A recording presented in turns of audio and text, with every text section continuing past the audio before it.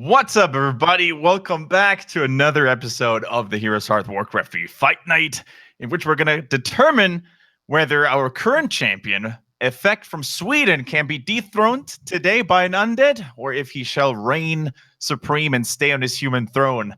It's going to be a very excited human versus undead best of 5 today that we have for you. It's my pleasure to also welcome back Grubby. Missed you, man. How have you been?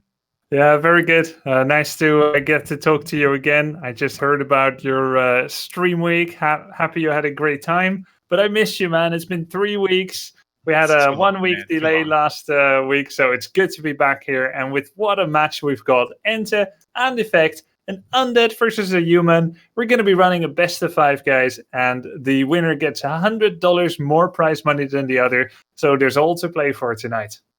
Yeah, so the winner of today's match walks away with $200, and the loser still goes home with a pretty solid $100. So no matter how you place, no matter how you fare, you're definitely going to walk away not empty-handed.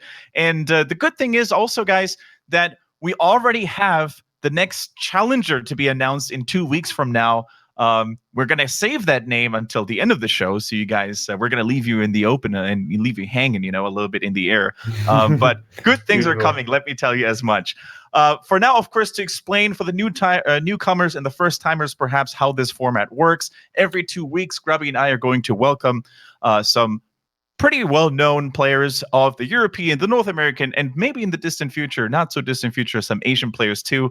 We're going to welcome them to a show match. And we're going to crown a winner, a champion of the fight night, and that champion will face new challenger until dethroned or walking away with the prize money and the bit pool, if you will, because there is a chance for you guys to contribute to this wonderful format. If you donate bits on Twitch during this broadcast, the majority of it will go right into the player's pocket, into the prize pool, and a small portion of it will go to the production crew. So the more you guys contribute, the more support the players will get, the community will get ultimately, and that is what it's all about. But Grubby, let me tell you about this matchup. Effect, our reigning champion, has actually played a lot of professional Warcraft 3 as of late, the WC3 IL. We had a little bit of action going there. Sorry, not the IL, it was the W League, the qualifiers. And there, EnTe was actually one of his opponents, right? They duked it out in a best of 3, and it went pretty well for Effect there. So let's see if EnTe can finally grab some revenge, some sweet revenge in this match today. Yeah, exactly. And, actually seeing a human player defeat a formidable undead player like EnTe in that W3 League qualifier, that European branch of the WGL, that would have been kind of unheard of maybe 6 months ago, but we have had some changes to human. Human with their knights, with the burning swords, like we saw in GOT 8, the wound is still raw. Those burning swords makes them extra good against Cryptfiends. And that has made all the difference. We see humans fast stacking after fast expanding and getting those knights out ASAP. Their quest stands upon the edge of a knife as Undead tries to do maximum harass damage and Human scrambles to get a squadron of knights to defend themselves. It has become a really fun matchup to watch. Effect also using steam tanks against Undeads to distract them. Another something that we've seen recently coming into the matchup as well. So let's see how these two will do in this series. Yeah, you brought up a really good point. The knights being such an important factor for the humans these days, and we've seen some creative counterplay by various undeads in Europe. In the same qualifiers, the W League that we mentioned earlier, there was another European undead player from France, Side, very well known these days, and he had a really cool match against Effect in the same group, where he then had Master Banshees in the late game and managed to possess a couple of set knights, which was pretty cool to see. And it was on this very map that they faced each other, but also on another one, I think it was last Refuge, and they had... Effect likes these late-game monster macro games. He likes to have 2 base, 3 base, even if the map allows it. So Effect, not this classic aggressive player on the human side. He's very patient, very calm, and loves to play the economy style. And most undeads will deal with the alternative styles all too well, Kendric. The good old Archmage, Rifle Caster, hope I can win with some kind of all-in where the undead messes up. That is archaic, it's kind of bad, and did he? Oh, he did not steal. It sounds like the Acolyte nearly got the steal, but he didn't. Yeah, that is always a very goosebump moment there when you see this Acolyte coming in and trying to start and launch an attack there. And we've seen many undead players actually fulfill this to great effect. We've seen it at the very highest tiers. Happy is very, very well known for this micro artistic move, if you will. 1-0 does it every now and then, but it's a great thing to happen. It's not very likely though, and the Acolyte needs to be respected for this matter. And now we have this early game standoff, you know, this duel between the Archmage and the DK. Actually takes a couple of shots off the Arcane Tower, loses a little bit of mana there, which is very painful in the beginning. So you have this standoff where the DK is trying to harass some workers, especially while the human is trying to fast expand. But the Archmage, I think human players have gotten so good, Grubby, at dealing with the Death Knight, just constantly auto-attacking that dude when he's trying to be pesky. We've seen Effect, for example, in one of his matches, even on this map, go to the marketplace and buy another set of claws just to deal out more damage onto the DK and keep him at bay. That's crazy. I need to try that sometime. Of course, that wouldn't be possible yet because the marketplace only duplicates item levels that have already dropped. The only item that has dropped so far is Greater Healing, so he could find equivalent items for the price of 400 gold. No claws to speak of. Now, let's talk about the opening. EnTe was able to last hit and kill 3 peasants, giving him 75 experience, and this came at the cost of 30% of his health and all of his mana.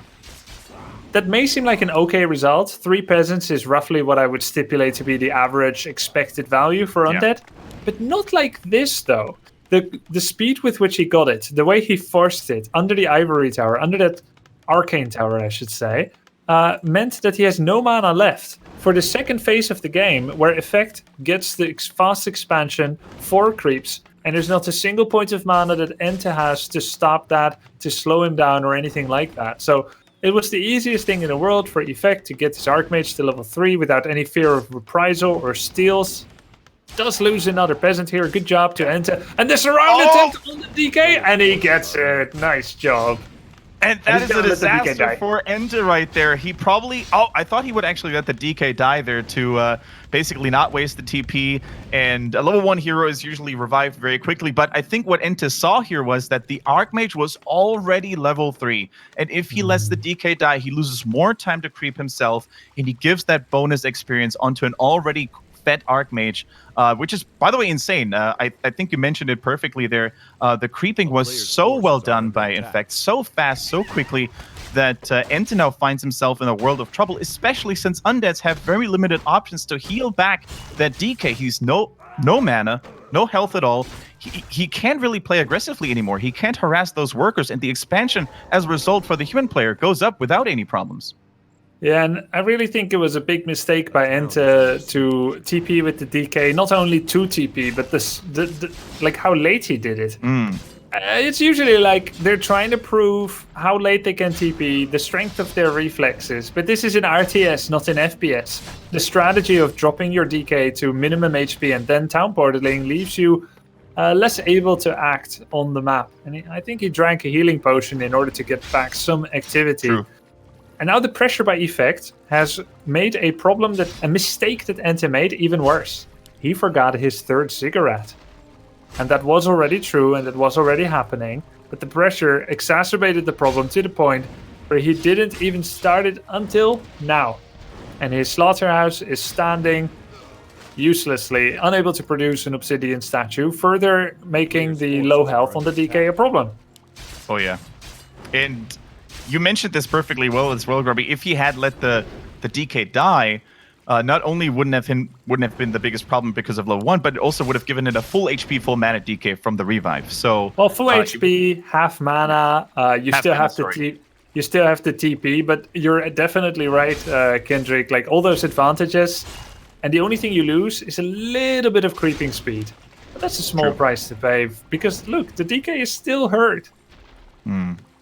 It's quite the disaster right now for EnTe. He cannot stop this expansion anymore. And if we look at that human expansion on the effect side of things, it's already fortified. You know, the blacksmith, the SimCity is very well done here, very well laid out. We see the blacksmith as a body blocker, the farm as well. 3 towers are now being produced. The third one is almost completed. There are 2 watchtowers, guard towers, and 1 arcane tower. This is looking very well fortified, very hard to break into now for the Undead player. As you said, the Obsidian statue production, very delayed. Tier 3 is coming in, though. That's good. And the Lich is there as well, so the Frost Nova is definitely going to add some oomph into the combat performance of the Undead player. But how is he going to break through into this? The position of this Arcane Tower is also super well done. It reaches every unit, every hero, even when they're just trying to come in from an angle like EnTe is trying to do right now. Yeah, so EnTe does use that angle to take down one of the guard towers. He's going to cancel a farm, a scout tower, and a few peasants. But you know, when I used to be human 15 years ago, not that I'm a lizard person now. I mean, when I played the human race professionally in Warcraft, I always said to myself, ignore the little things when you have a fast expansion. That's exactly what Effect has been doing thus far. But that little thing became a little bit bigger. He did lose a number of peasants now, and he said, okay, I can't ignore this anymore. Credit to EnTe. And that means that Effect town portals. He did finish the whole Goblin Laboratory camp, which gave him a clause of attack +9, which is just a wonderful item for Archmage right now. But had EnTe not pressured, had EnTe say crept, Effect would have hired a Zeppelin, fly to the gold mine for EnTe, and just keep him pinned down in his base. So this pressure by EnTe was very necessary, and it was well considered. And he's killing some footmen now with Nova. No Orb of Corruption yet. Does he have Backpack? He does not. Yeah, that's a really good pickup there for EnTe. Not only weakening the early game force of the human a little bit, also getting some much needed experience. The DK is now level 3, caught up very nicely. And the MK is a little bit late. We saw Effect just deal with this undead force for a little bit. Forgot to use the Altar of the Kings immediately, but MK is coming now soon, and the Mountain King, in almost any matchup for humans these days, it feels, as a second hero, is such a power spike. You know, it's very important to get this little guy up to level 2, 3, and 4, level this guy up as fast as possible. But if he reaches that power spike with good thunderclaps, good storm bolts, it's such a reliable tool to really keep the undead player at base there as well. The Archmage is trying to buy a little bit of time here, preventing some damage. Yeah, he's under coil. He's under coil health. Oh, there it is. That's not what Effect was planning on doing there. A little bit of distraction is nice and all, but don't overdo it, especially when you don't have the TP. Yeah, he made a big risk. He had a scroll of regeneration. He had a greater healing potion, so he figured, I can use this here clause of attack to pile on some damage on the statue, and that he did. He killed the statue, but then he stayed for so long that the greater healing alone wasn't enough to stop a double coil and a single Nova. So nice job there by EnTe, who now also has the Orb of Corruption to take down those footies double fast. And if we actually look at what Effect is doing, he is hardcore expecting a Destroyer bust. Now we know that's not what EnTe is doing. He's got 1 statue dead, 1 almost dead in his main, and he's making another, but he's not getting that Destroyer upgrade. So this double workshop that Effect has, making double flying machines, that's wasted. What he needed is mass knights, and he's only got a single barracks. So EnTe is making a wonderful comeback here. Whether it will last remains to be seen, but we've got the elements of a game that is not played out to its conclusion yet. You know, Grubby, sometimes you have these mind games where you don't know what your opponent is doing, but you're just assuming that your opponent thinks you're playing normal, standard, which would be Destroyer. We see that from Undeads all the time. And 69 by playing blindly, you know. He's expecting the Destroyers, as you said, builds flying machines potentially. He's actually got 2 in his base already. But EnTe is delaying them, and as you said, Knights would be so much better right now. I wonder if we're going to see some Abominations later as when to add to this army so far. But as you said, EnTe in full control with a nice comeback, stabilized a little bit, still tries to his best to kill this Arcane Tower. Really a thorn in his side to constantly sap mana from this Undead hero, who are probably more dependent on mana than most other heroes in this game. So he can't kill it, but all this repair, all these sacrifices in the worker line on this expansion for Effect, that costs a lot of time and a lot of resources. And I think the Undead player now with the Dark Ranger in the mix as well is gaining more momentum with each second that passes by. Yeah, that's true. And the skeletons that EnTe is summoning here are dealing more damage on the peasants. There was a very lovely snipe by Effect to actually kill that obsidian statue with his arcane tower. Catch. And knights are starting to flood in. Does he have Staff of Sanctuary yet? No. Paladin comes out. And we've got an Effect at 52 food, struggling to break 50. Shredder in the mix. Shredder in the mix. Shredder coming out. He's got 1,000 lumber, so why not? And here goes a little bit of focus fire onto the Lich right now. The DK is very dry on mana, doesn't even have enough mana for a single coil. So all these squishy heroes, the Lich and the Dark Ranger to be exact, they need to be very careful as to where to move. Oh, a Stormbolt comes in, the Paladin is here as well. Is the gap closed as well? The DK squeezes through somehow and doesn't get focused down. This would have been a huge pickup for Effect. No TP, no invul, nothing on the DK to save him there. The DK, on the other hand, now is close to level 4. That could mean Death Pact. So future scenarios, future surrounds like this could then be in vain if there is a fiend nearby, maybe some skeletons to sap health from. So this is now a very much of a nail-biter moment. Both players shimmering around this expansion, trying to go back and forth, getting some value done. But Effect has been holding. He's not really mining, though. Only one worker in the mine. The rest are defending and repairing this Arcane Tower. Here comes a flank with the gyrocopters. Yeah, EnTe finally did it. He pulled the trigger and he made 2 destroyers to deal with those footmen, the knights, the militia, the tower. But he runs into a number of flying machines. And for the time being, EnTe can win that fight. He's probably going to be researching web. Yes, he is. It's about 20% of the way done. While the destroyers have mana, and you've got about 3, you can take down 10 flyings. But as soon as the mana is gone, the love is gone. Flying machines will tear them apart. And destroyers won't be doing nearly as much, not as much as you would like.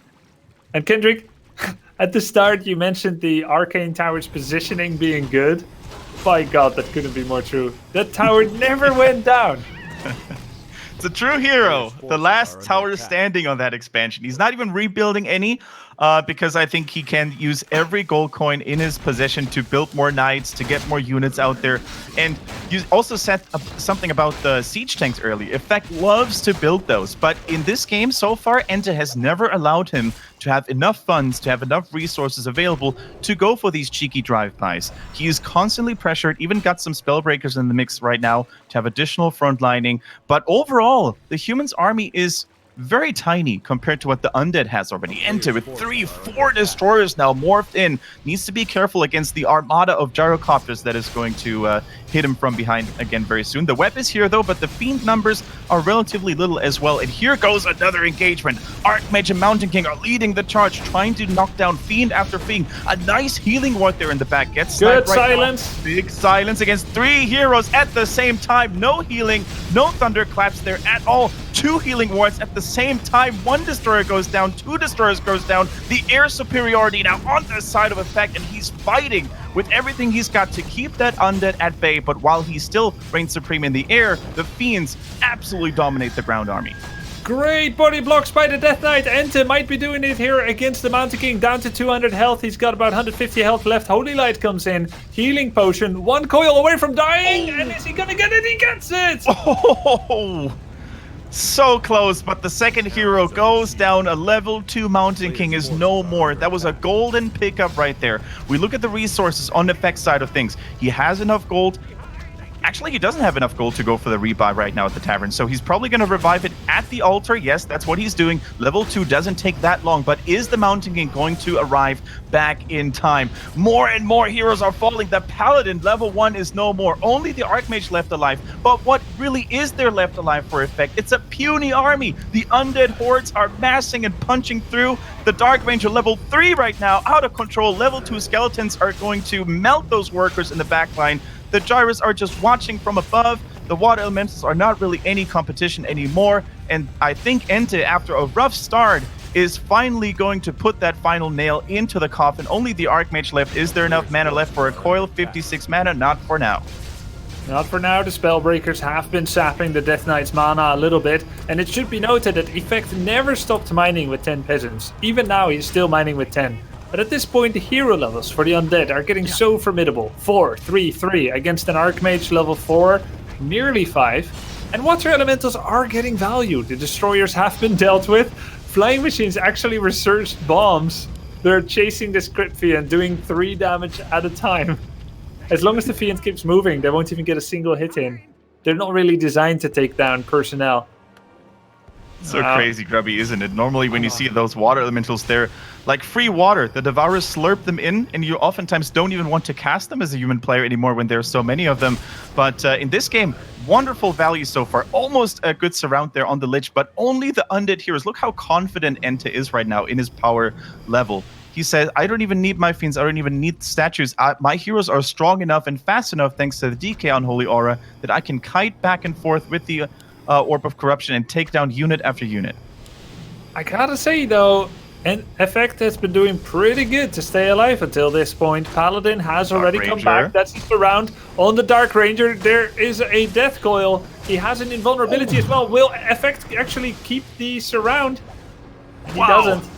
Last second staff there, and the Invul Potion on the Dark Ranger buying so much time, but the heroes are good and all, but you can win with heroes alone when there is so many knights still around and spellbreakers to sap your mana from. And speaking of mana, this is basically the Achilles heel right now on EnTe's side of things. While the levels are great and the Fiends are trickling in back in as well, but the mana there's not enough mana for a Nova here. One could be cast right now, but coil count is very low right now. Level 5 is around the corner for the DK. That would be level 3 coils. That would be a much welcomed addition to his arsenal right now.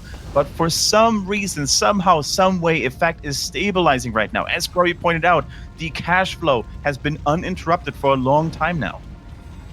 Yeah, and he's mining with about 7 peasants or so, 6-7 peasants, more than is required, but the point is, he is mining there. Even the regeneration scroll hit those peasants right back up to full, so they're not easy to Nova now.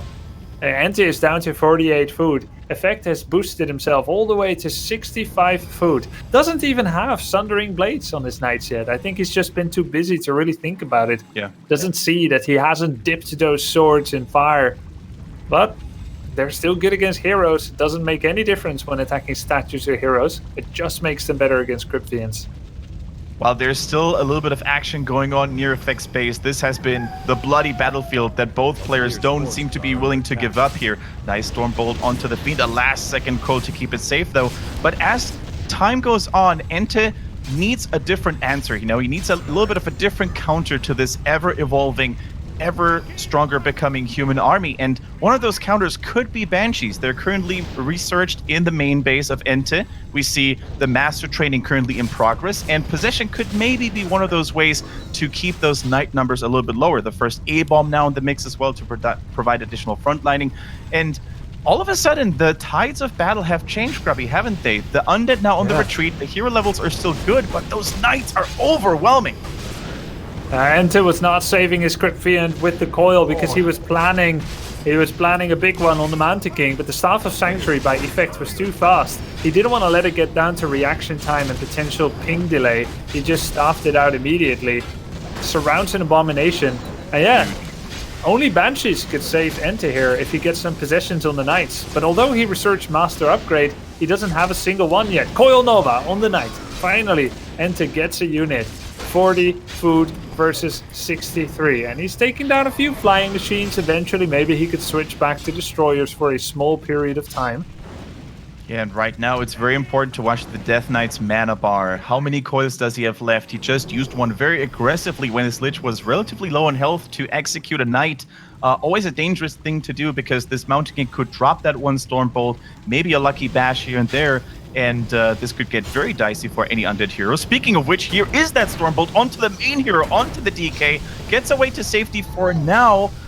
Doesn't have to use Death Pact here, but still looks... Oh, actually, I think used it right now. It gets stunned again. Body blocked from the Mountain King, and I think this could be the end. Holy Light, an auto attack, the last second micro heal from the Obsidian statue, and the DK survives. What a close one that was. Holy Light, that was close. He dropped to 30 HP. Dropped to 30 HP. The Mountain King didn't have mana for a Stormbolt anymore. The Paladin with the Holy Light nearly got him, but you know, it's only a level 2 Paladin, not level 3, so the DK survives. And EnTe, now finally, you may wonder, why didn't EnTe just expand during all that? Well, he never cleared his natural, so until this very moment, it was not possible for him to do a counter expansion. Now he's clearing it, and I wouldn't be surprised if an Acolyte moves to his expansion. But Effect, perfectly reading the situation, comes in, Stormbolts a Banshee. Anti-Magic Shell comes out, but it still dies to the Focus Fire. There goes the second Banshee as well. Great Focus Fire, taking down the exact threat that would put the most fear in the hearts of Effect.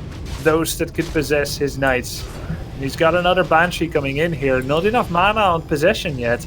Needs about 20 more mana before it can cast Possession. Even had a lucky steal there from one of the Spellbreakers, Bloodlust and Archmage reporting for duty. Very cool to see. But yeah, the anti-magic shield here is a very important tool to prevent the hero damage a little bit on the undead side of things. It's great against the Mountain King, great against the Holy Light, but those Banshees are basically the Achilles heel. They are the weak point that the human needs to deal with ASAP. Otherwise, Possession is a threat. Mountain King, though, silenced and brought down to low HP. The creeps are actually still alive. They're taking a little bit of a sandwich position there now onto EnTe, who has to fight on two fronts. Always a dangerous thing there. So many knights, though. Not a single one has been possessed so far, I think. Just didn't really have the time to accumulate enough mana on those Banshees. The TP comes out very nicely done, I think. Better, at this point, Effect doesn't have to take any risks. He's quite far ahead in economy. He took a really good fight there, killed a couple of Banshees, so why not heal? Don't take any risks there and come back a minute later and maybe finish the deal. Yeah, it's just like you said, Kendric, but still the meticulousness and the efficiency with which Effect executed all his hero abilities was really good. The Archmage TP, not a second too late. Staffing the Mountain King, the heals that come in here and there, and all the while taking down high priority targets. All the Banshees were killed. And during all that, Breakers, they casted back the curse from the Banshees right back onto EnTe. His DK, his Lich have curse on them. They're missing against these creeps here. And you shouldn't even have curse on against Breakers. It means that EnTe, his new Banshees will always have autocast on. So he didn't get to turn them off in time in all the mayhem and chaos that there was. So it's an understandable mistake. But that's why you include a few Spellbreakers and not just mossing 12 knights. Yeah, great point, Grubby. I mean, the curse being stolen and thrown back at you by the Spellbreakers is very annoying, but also casting a couple of curses in the first place zaps some precious mana onto those Banshees who kind of need to save their mana for Possession potentially later on. And I think at this point, even if he had enough mana on the Banshees, it wouldn't be enough. There's just too many knights and not enough Banshees right now. Even if he were to possess, let's say, one or two, it wouldn't be enough. But here goes another, actually the first possession of the game, I think, comes through. Now we see an Undead Knight on EnTe side of things. Heavy focus onto the Mountain King. Takes a lot of damage from the Coil Nova. Has to be staffed out yet again. And for some reason, somehow, EnTe manages to keep those heroes at bay of the human side of things. Loses a couple units, is about to lose the newly possessed Knight there as well, but just barely manages to get them to safety. And here, Grubby, the big boys have arrived. Doot, doot. We see those tanks passing by. Don't mind us. At the top now. The Acolytes are being shepherded away by Effect in the middle north part of the map. The 5 Acolytes were hiding there, starting a little private cult. But, they were there because, like you said, sorry for the interrupt, the steam tanks were killing the haunted gold mine. So the Acolytes were like, all right, nothing left to do here. Let's find somewhere else to go. We're going deeper underground. But they got taken out by Effect, who is even now taking his third. Effect is at 72 food, EnTe is at 40. The only thing EnTe can really do here is hero focus for all he's worth and try to take down some heroes and get level 10, 10, 10. Even save the tank there with a staff. Fantastically done. So the tank currently in the main base getting some healing, just waiting to be brought back into the fray. I think at this point, Effect has full control over the map. Is taking out the marketplace creep here. Level 3 on the Mountain King finally. It's really surprising, isn't it, for how long these two players have been fighting and struggling against each other.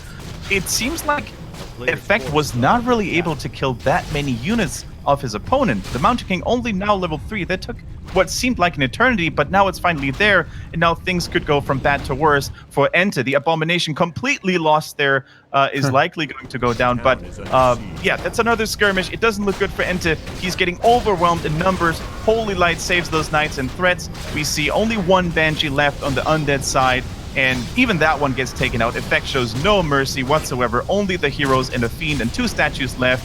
Mountain King now in trouble. Could be staffed out. There it goes. And the kill on the Dark Ranger.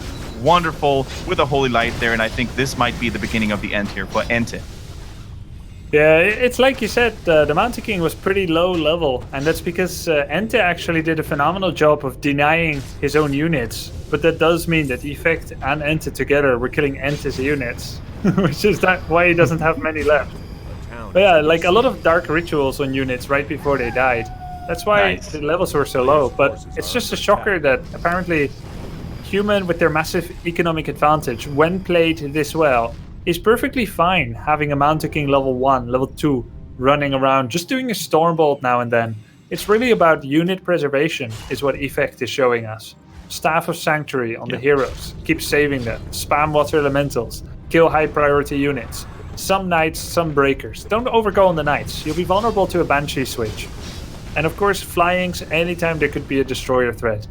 Amazingly resiliently played by Effect, a deserved first win in a game that seemed to go back and forth repeatedly. Finally, Effect clinches the first map in this best of 5. Yeah, and what an epic struggle that was. 30 minutes of a game here, a constant back and forth, and I think this is the beauty of this matchup on certain maps, at least, where the distance between natural and main base is not that high. Between the two players, starting positions is not that high. It was a constant struggle, very little downtime. Almost the exact opposite of an Orc Undead matchup, where both players are just usually creeping, and farming items. Here we had toe-to-toe action all the time. The early game went to Effect, then EnTe came back, then EnTe retrieved control over the battle. This is exactly the kind of action we like to see. And Grubby, was there any moment where you felt a little bit worried for Effect, or did you always say or always think that he had it under control? I would have called it. I thought that EnTe was winning. He had 55 food against 55 food from Effect. He had level 432 against level 311. Right. I mean, that sounds really good to me, like as an Undead player. All he had to do is to take down 5 peasants one time on the expansion, just once. And that would have just swept the rug out from under Effect. But he never got to do that final little moment where he took down those peasants and made the economy just stop for a second. And Effect, by the skin of his teeth, stayed alive and churned out enough units. Eschewing things like Sundering Blades. He didn't even have Orb of Fire for a long time. Staff of Sanctuary. He really was treading water. But EnTe was unable to drown him. And finally, Effect emerged victorious. The second map is going to be Last Refuge, which was EnTe's preferred pick should he lose the first map. Everything has been pre-picked. Great job, admins and Kendric. So we already know the second map. The players are ready. Let's jump right into it. And what an interesting choice Last Refuge is, because this is one of those infamous maps where macro players, which Effect without a doubt is, as we have pointed out by now, they can really play all the way through. There's a potential for a 3-base game. There's the natural here. Then, of course, there's the red gold mines. There's a lot of potential for a long, drawn-out fight, unless, of course, EnTe manages to break through the defenses of the human player this time. It is game 2 between our reigning champion Effect and the HeroesHearth Warcraft 3 Fight Night, and he's duking it out against the newest challenger, this time with EnTe, one of the strongest European undeads I think we have at the moment. So coming out swinging in a 1-0 all ready for Effect brings good news, but never count out EnTe. And what I like about this map is that it gives undeads, I think the natural expansion is not that easy to take. Neither was it on Northern Isles, by the way. So hopefully EnTe can pick up a little bit of pace, a little bit of momentum, and play this aggressive DK style that we've been seeing from Happy a lot. I think he really popularized this style with other undeads. Maybe we can see it a little bit more efficiently this time. Yeah, there are some undeads that believe that it's okay to take 1, maybe 2 camps and then find the human. But Happy, the best European player, maybe the best player in the world, he's undead, he's from Russia, and he believes you should send the DK over without any experience, just a Rod of Necromancy, find the human, and keep messing him up. Focus the Archmage a bit, kill some peasants, and stick around. Take as little damage as you can and prevent expansions. And what Happy showed against TH at the World Finals a few months ago is that on this map, TH did not dare to take an expansion, to the confusion of some fans and viewers that were watching. But what Happy was doing is he kept waking up the mercenary camp and the little murlocs, and waking up all the creeps, which are all in close proximity to one another, and he would pull them into the path of the human as they tried to take the fast expansion. Because the expansion creeps aren't that threatening by themselves. They're level 3, 5, and 3, and therefore they're rather sedate. But pull in 1 or 2 extra creep camps repeatedly, which then gain solidarity and aggro with each other, and suddenly human will lose a lot. So this acolyte here is of key importance. The footman of effect is already trying to chase down the acolyte, and in my opinion, this acolyte is taking too much damage. It is required to pull creeps later on, and effect will take it out so that he doesn't suffer this fate. He even gets the experience for it. Wow. That is huge, actually. As you said, Grubby, this acolyte could have done so much more. It could have been used as a decoy to attract some of the other neutral camps, like from the mercenary camp, or these little murlocs there as well. It was sacrificed even spending some time auto-attacking back on the footmen. So a little bit of sloppiness, perhaps, or just maybe EnTe was distracted elsewhere on the map. Either way, he has the Death Knight now in position. Only one skeleton awake at the same time right now. The other one probably was killed scouting. I also love these little details, these little things that Effect does here. For example, automatically denying a low HP water elemental. I think it was down to like 20 HP or 30. He spent several auto attacks denying it from his opponent. So the DK is completely dry on experience. Not a single unit has been killed on his side of things. But here, this is where it matters. This is where the DK needs to get some momentum going in his favor. Maybe both nuke some of those workers down, or maybe some of the creeps. Oh, such a nice hold there on 124 HP on the troll, but he still gets the coil on just 12 HP left on the trapper. Fantastic job. So there is one creep steal here for EnTe, and he did have a very full health and mana, full mana DK to start things off with. Got one peasant already. Is going to try to go for the second, but some cute micro effect is actually prolonging the life of this poor little peasant. A self-deny on the peasant as well. Effect micro is stellar right now. So he actually put the peasant in the lumber mine. He went to mine lumber to throw away the bag of gold, which then allows you to put it in the gold mine again, gaining temporarily displacement and invincibility. So he did all that, and then when it finally was going to die, he killed it himself. Denying experience to the DK. This is so exciting to see.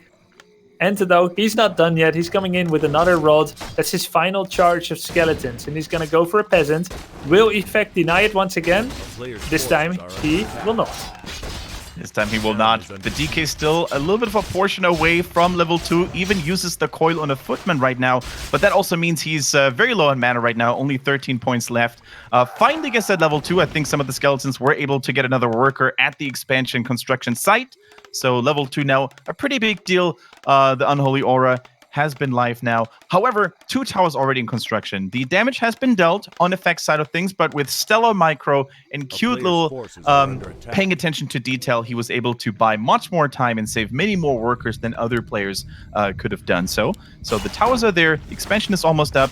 Let's take a look at the Undead side of things. Pulling in some creeps there, trying to go for a little bit of experience there as well, get some items there as well. What about the Lich? Currently in production, and is going to join the fray very soon. Yeah, Lich is coming out. Just to do a bit of a tally of the early game, because no one ever said that Undead can stop human expansion. It's all about how many peasants can you kill. Yeah. And somewhere in between is a standard average value where neither player is ahead. So you're always expected to kill some peasants. Did he outperform? Did he underperform? I think EnTe did okay. He killed about 4 peasants, I believe. 4 or maybe 5. I didn't keep the exact count. And he also stole a creep. So Archmage only just now got level 3, which is late. This allows EnTe to come over here and do some attack. And Effect is actually going to totally ignore this. I don't know if this is wise. I've seen this before in Happy versus TH as well. This generally ends with both towers by the human dead, all the peasants dead also, but it also ends with some acolytes dying, maybe a ziggurat, maybe a slaughterhouse. So this is definitely a bit of a risk here. that Effect is taking. He doesn't feel comfortable to deal with this situation from a defensive point of view. And he is going to try to cancel the Slaughterhouse. 20%, 10%. Slaughterhouse finishes. No repair by Acolyte, so it just straight up goes down. No statues or meat wagons will be forthcoming. Oh my goodness, that tech is now, or not really the tech, but the better unit production is now delayed by so much for EnTe. No obsidian statues. That means no healing on these battered and hurt fiends that we can see right now. Definitely trying to run away with the DK and Tau to escape the human and the footman in particular. That's a lot of hurt fiend. I think Effect is going to commit to the chase here a little bit. He saw exactly into the base layout of EnTe and knows that there is no other slaughterhouse being produced. In fact, the second one is now placed a little bit more defensively behind the Spirit and the Nerubian Tower, so that one is not going to be as easy to take down. But with the tech coming in so late for Effect because of his fast expansion, and with him losing so many workers early on, this is a valuable thing to have right now. That buys him a little bit of time to go for his own Mountain King, to go for his own tier 2 units. So let's see what Effect can do here. He also built a farm, by the way, near the Goblin Laboratory. Oftentimes you can see that Undead players who have Burrow at the ready, they can actually do great micro moves. They can bait the human into overcommitting when there is no detection ready. This time Effect prevented that. He already built that farm. That's going to be very useful against those fiends should they try to go for burrow maneuvers.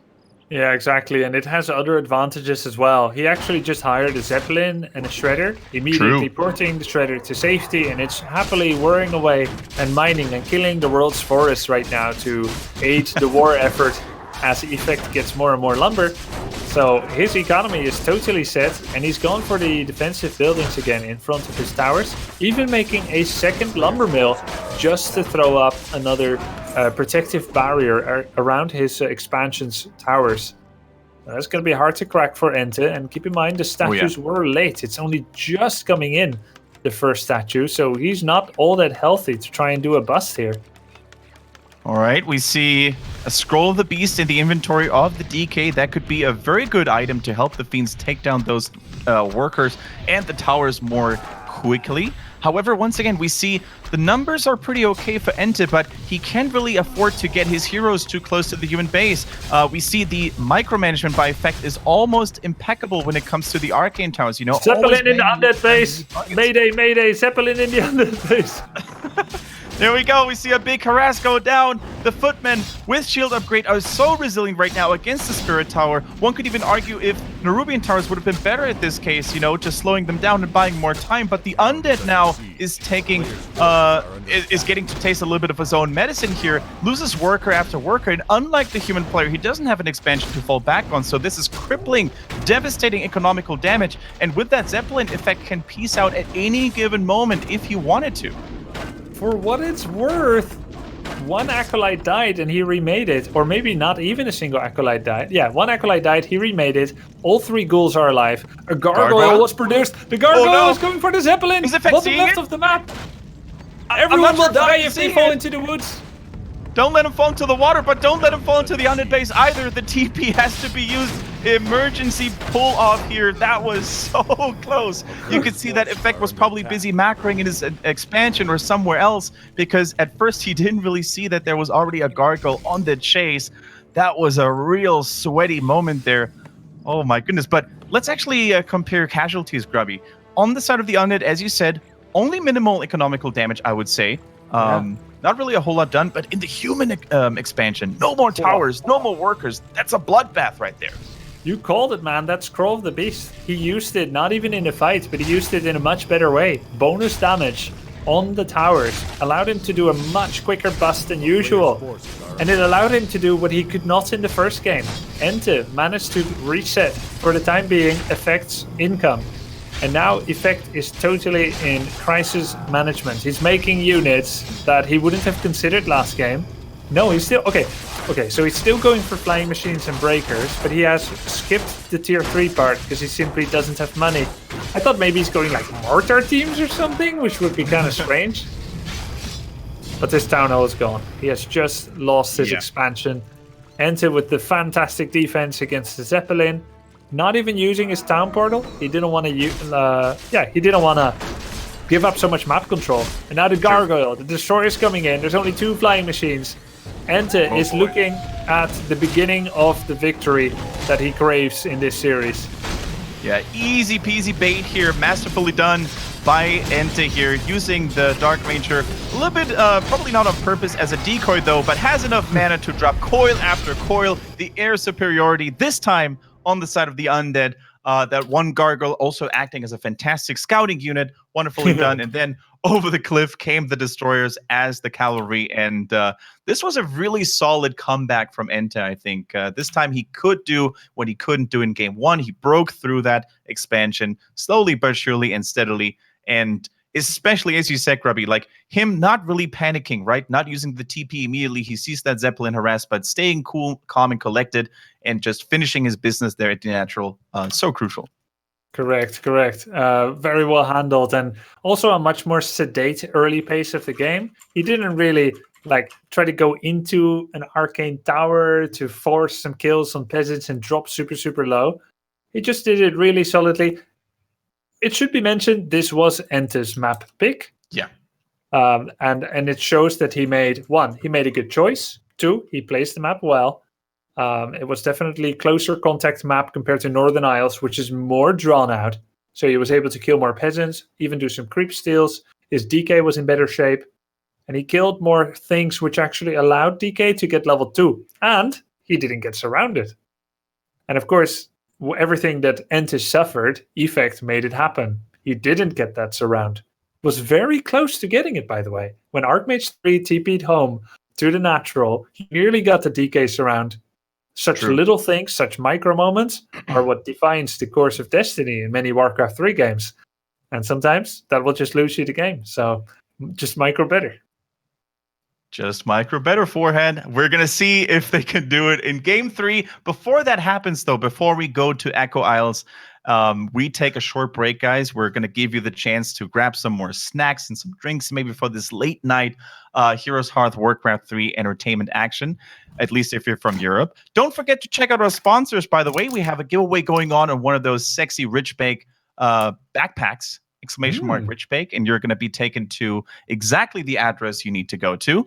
They've been very supportive of HeroesHearth, and thus, of course, indirectly also to Warcraft 3 and all the other games you like to follow. So feel free to check them out. We really appreciate that. We'll be back in a couple of minutes from now with more Effect versus EnTe action. Don't you go anywhere.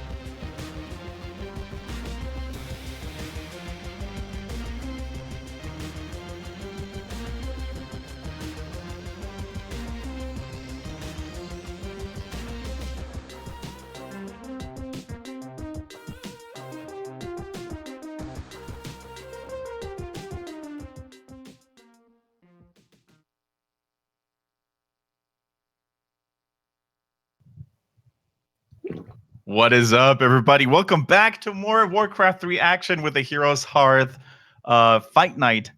I don't even know which episode we're in. All I know is that it's my perfect highlight. Every 14 days, we give you a pretty cool best of 5. This time, we brought some of the finest that Europe has to offer. Effect versus EnTe, Undead versus Human. Couldn't be more exciting. And to all the salty orcs and night elves out there that don't get to watch their favorite race play, we might have some good news in 2 weeks from now where we're going to switch it up one way or the other. Let's see who remains champion or becomes champion today and who gets to face another one of those lovely players. At the end of the show today, we're going to unveil the new challenger in 2 weeks from now. All right. Do you actually know who it is, Grubby? I may know. Is it... the one we already talked to. Is it a small particle? Yes, true. Cool. All right. Well, let's not spoil who it is yet. Well, here we go. Game number 3. This is Effect's go-to map choice. If he were to lose, which he did, it is 1-1 in this best of 5. And we're going to Echo Isles. Now, Echo Isles map is a little bit different. Effect cannot take one of those third bases that he's been taking in so many of his Undead versus Human games. But what is true is that this is a easy to take expansion that's very far away from the Undead. The Archmage will be level 1.7 from the top green camp by the time Death Knight gets here, and will then spend actually a lot of time trying to hit the Death Knight while setting up his route to the expansion. And one cool development that has happened is that Human players will grab more militia to take even the smallest of camps to finish it quickly so that they can just ride out into the dawn, a new dawn, a red dawn filled with blood, and meet the Death Knight in holy combat. So when that Archmage finishes part of the camp, gets the item, he will immediately leave the rest of it and start hitting the Death Knight, because that's his goal. That health bar from the Death Knight needs to shrink so that the Death Knight has less mobility to do whatever he wants at the expansion. That's why you see 5 militia right now. This camp is very easy, even with 3 militia. Yeah. But he wants to do it so fast. It looks like an overcommitment at first glance, but the speed is what matters, not the actual health of the units that do this camp, because it's relatively easy to do, but he wants to do it as quickly as possible, as Grubby just so eloquently explained, because he wants to deny the Death Knight from dealing any crippling damage. And look at this, the Death Knight arrives, but too late, buddy. It's already been done, so now it's... Oh, even uses an aggressive coil here to keep the Archmage under a little bit of pressure here, so now it's going to be hero versus hero. Which hero can actually harass the other one more to drive them back? For now, the Human reigns supreme because of the proximity to his base. And EnTe just desperately tries to check on his opponent. Effect tries to see exactly where he goes. Another coil. That's intriguing. It gets a little bit overboard now, in my opinion. Don't do a third one. There is taking a cruise. There's paddling your boat. There's going on a sailing trip. And then there's just going overboard and shouting, "Man overboard!" And with that second death coil... Another one! Just kill his Archmage, lol. Third death coil on Archmage. I'm starting to get the idea that EnTe doesn't really like Kellen the Seeker very much.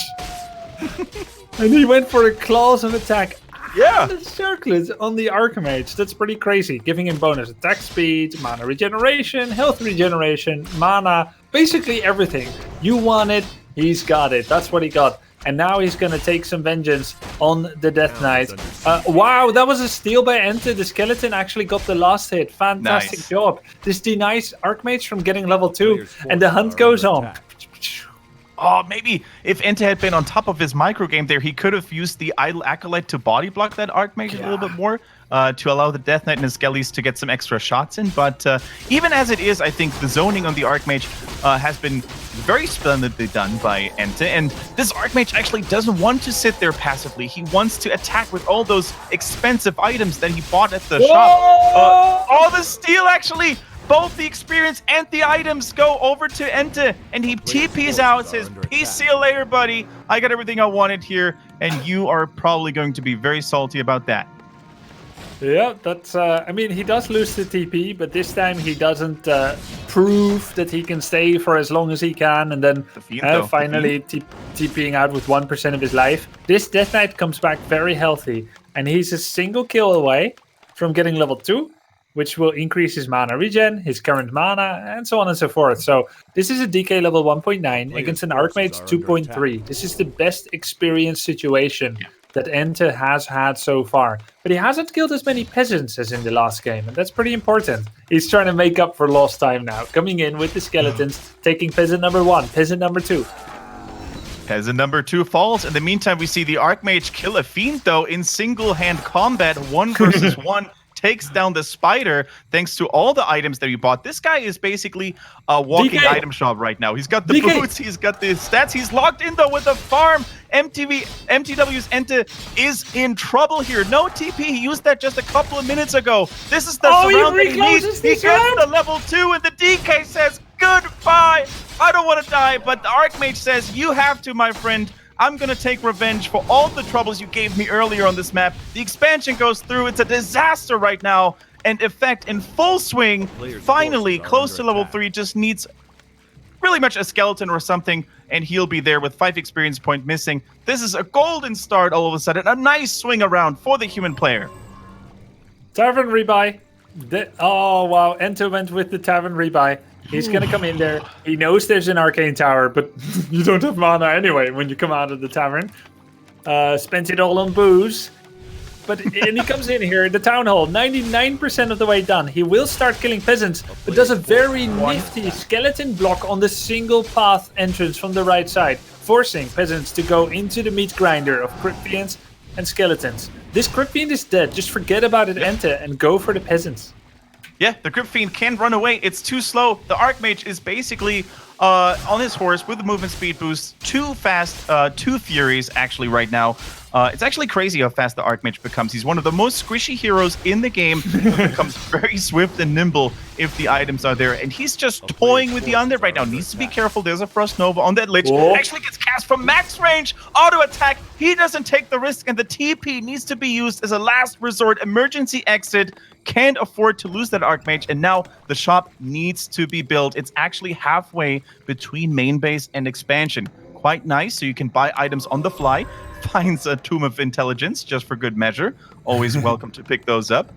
Double regeneration scroll. I have to point out a really big difference here. Effect only just now starts his tech.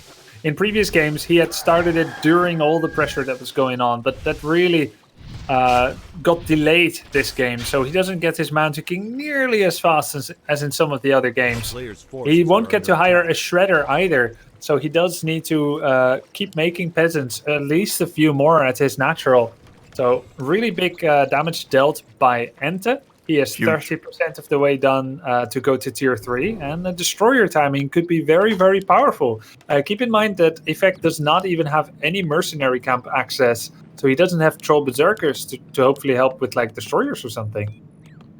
Very good point, Grubby. Tier 3 on the Undead side of things will be done before tier 2 for human, for Effect here. So he's going to have access to a Dark Ranger again if he wants to go that route. But honestly, when your early game went that well, when you've been shutting down so much economy and caused so much trouble, I could even see a Dreadload there. You know, go for a cheeky surround.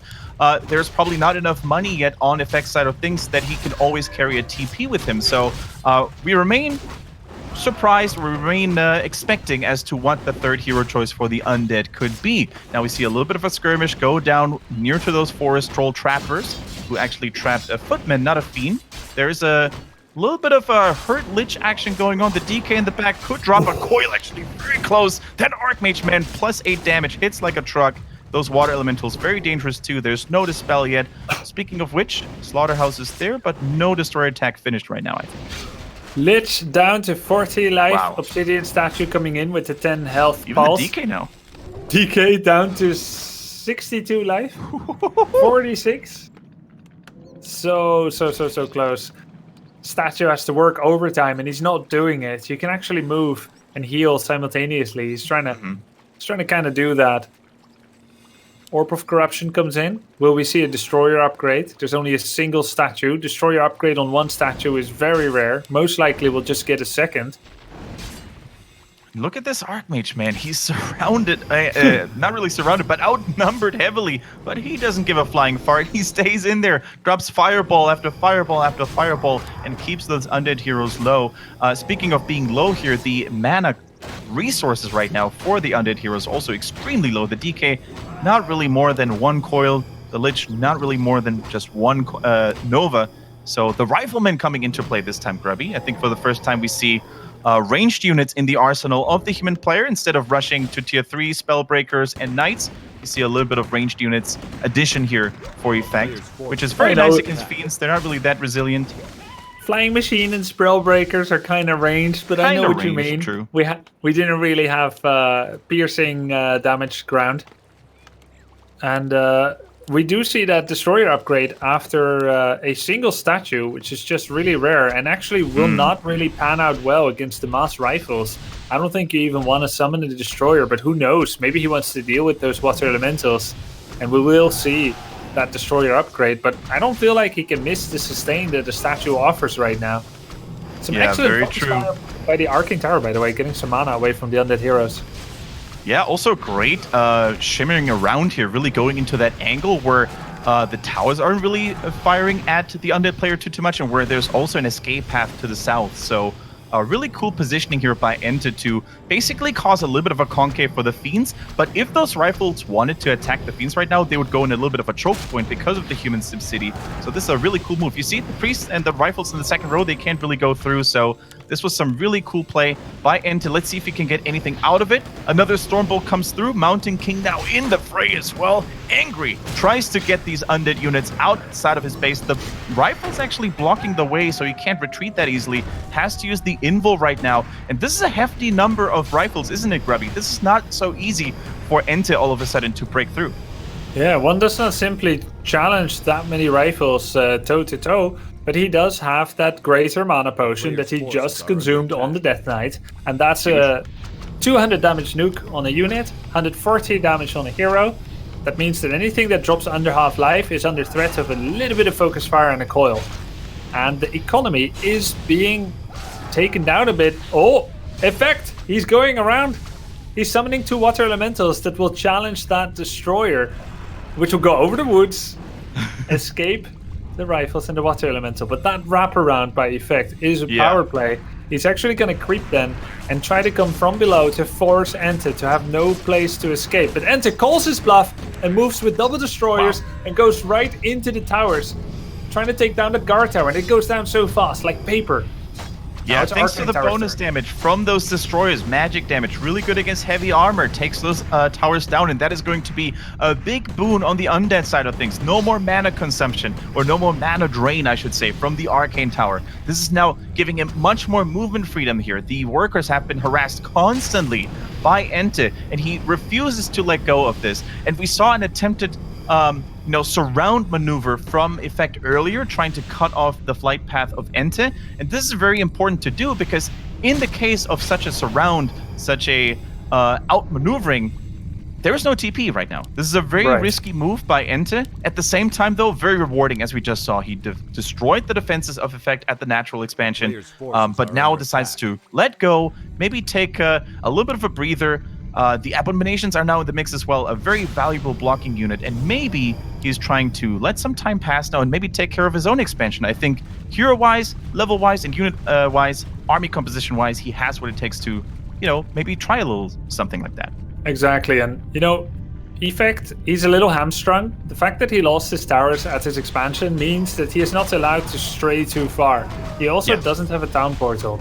And one thing that worked really well for EnTe economically is that he has stayed at 50 food through all this time. And Warcraft 3 has this upkeep system. Many of you will know it, but I'll explain very briefly. If you're at 50 food, with a small army that is to say, you're gaining 100% of all income you find. Creeping, item sales, and your gold mine. When you're over 50 food, you're said to be in low upkeep and you lose 30% on everything.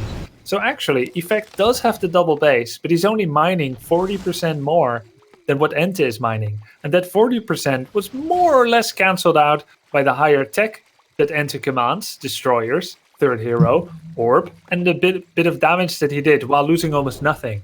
So the question is, With the money that EnTe saved up, can he make an army that is scary enough and strong enough to make up for the economic deficit that he has suffered, small although it is? Yeah. And during all of this, he saved up double slaughterhouse, enough cigarette supply to do a big push of supply, and he got disease cloud. So we're now going to see 1 abomination. Now we have 3. Soon we'll have 5. And will 5 abominations and the 66 food that it is a part of be able to challenge all these riflemen? 72 food for Effect right now, going to 80 eventually, but that's pretty much going to be the ceiling that Effect will be able to reach. Mountain King got level 3 and tier 3 has been researched, so Paladin will be coming out in about 2 minutes or so. So Effect has a nice army, but it's not very advanced. And EnTe is now counter-expanding off the back of his 66 food. Effect, he can't afford to wait for the economy to even out. He needs to make a play. He needs to make a play. He's got the upgrades 2-0 on the rifles right now. This is pretty good. However, as we also elaborated very well on Grubby, this is the time for EnTe to really refine his unit composition. The disease cloud on the abomination is so impactful against rifles and squishy casters in the backline in particular. Oftentimes you will see the disease cloud. The priests are leaving! Oh, the priests, they're leaving the group formation. 2 of them taken out immediately with a death coil and straight up focus fire. The army is in disarray on the side of Effect. He was able to snipe the gold mine that was in construction. However, at what cost? He lost important casters. I think it was 1 or 2 rifles there as well. And EnTe doesn't wait a second. He doesn't hesitate. He sells an item at the shop, buys some... he actually didn't buy a healing scroll. I thought he would buy some of those. But anyway, regardless... Not available anymore. Everything was bought, I think, by Effect. Yeah, probably stolen there. Shop control, so important. But he still has a healing potion and a mana potion. Very important. And look at those towers at the expansion of Effect side of things. They were not rebuilt. Only 1 puny, measly guard tower. That is not enough to drive the undead forces away. And here's what we said earlier. The disease cloud. It keeps ticking on those riflemen. Instead of being full HP, they're all close to orange, close to red health status. A mighty Nova actually coming through. And even the priests or regeneration scroll are not enough to counter this ticking damage. It's so powerful. It's one of the most underrated upgrades in my opinion, oftentimes overlooked. Will we see a Dark Ritual on the Abomination? Yes, he does, denying the experience, but the second Abomination is falling fast. The Death Coils can't come quickly enough. Destroyer goes down, that's the second one. The other was killed in the defense of the expansion. The Orb of Fire is really counting here for Effect. These coils aren't healing as much as they could or should. That's crazy. And look at those skeletal minions there as well, coming in from the Dark Ranger. 1 skeleton after the other coming through. However, Abomination after Abomination is falling. Those guys deliver a big chunk of experience and, of course, take a lot of punching power away from the Undead side of things. Paladin. Level up for the Archmage, level up for the Paladin. Actually, never mind, he's falling. The only level up into Mountain death. King left. This is pretty crazy. It was a level 1 only. This is a constant back and forth. Who's going to come out on top for now? I think EnTe looks strong. He may not have abominations anymore, but the heroes look supreme. Mana on the DK is still formidable. Lich could, of course, use Dark Ritual to get a little bit of Nova power back there as well. Great save and turnaround on the Mountain King, who's about to fall. The double level up as well there. Does Effect have something near the tavern to get this guy back ASAP? He needs the Mountain King. Now the Archmage falling as well. No protective items there as well. Double attack from the ranged heroes, and down he goes. This is EnTe on the warpath. He's taken out everything from the human. Oh my god, what an amazing fight. So many cool things happened there.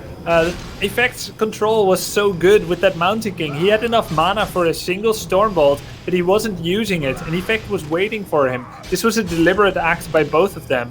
And then he was like saying, you don't know what Crypt Fiend I'm gonna go for. And he killed 2 Crypt Fiends even as EnTe ritualed a 3rd.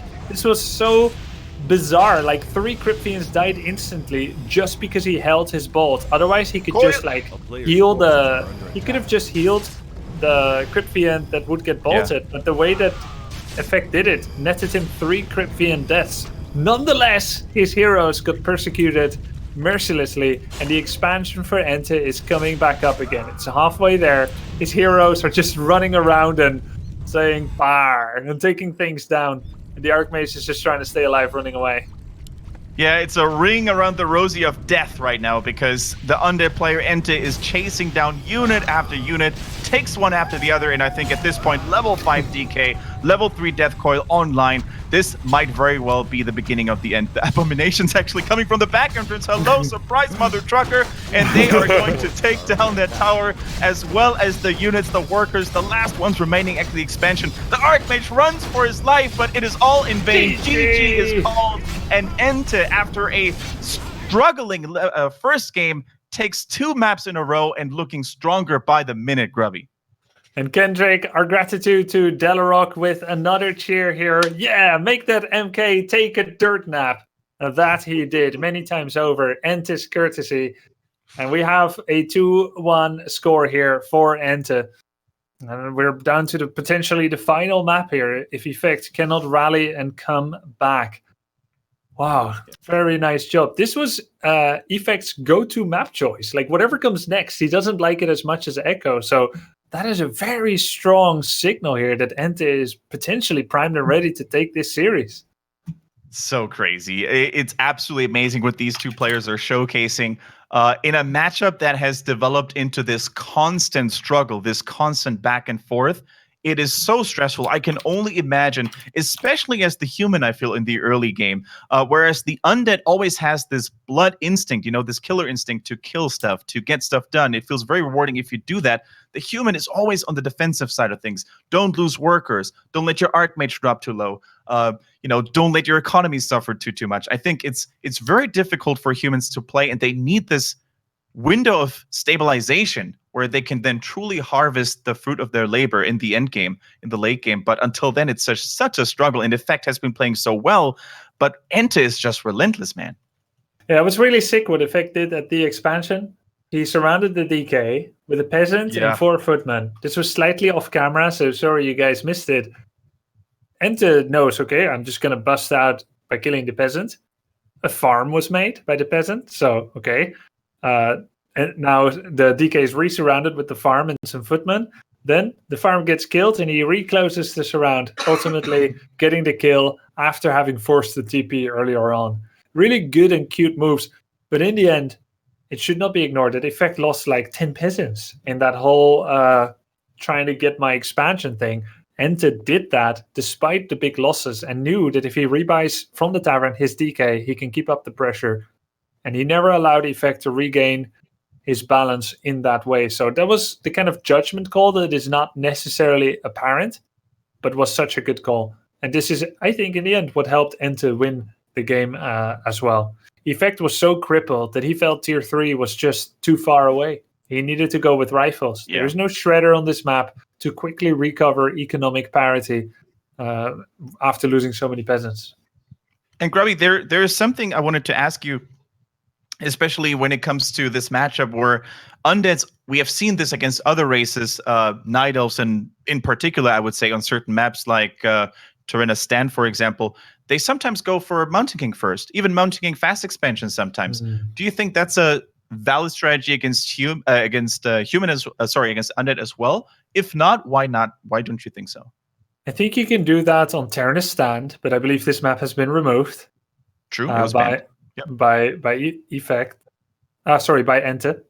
And this is not a good map for Undead. On Torena Stand, it's really good. But on most maps, you'll find that lacking the water elemental means that you can't creep as well, as fast, or you take more damage while creeping. 3 things. Like the creeping is slower, you take more damage, and you can't take as many different camps with it. Like you need that water elemental bonus defense and damage. Right.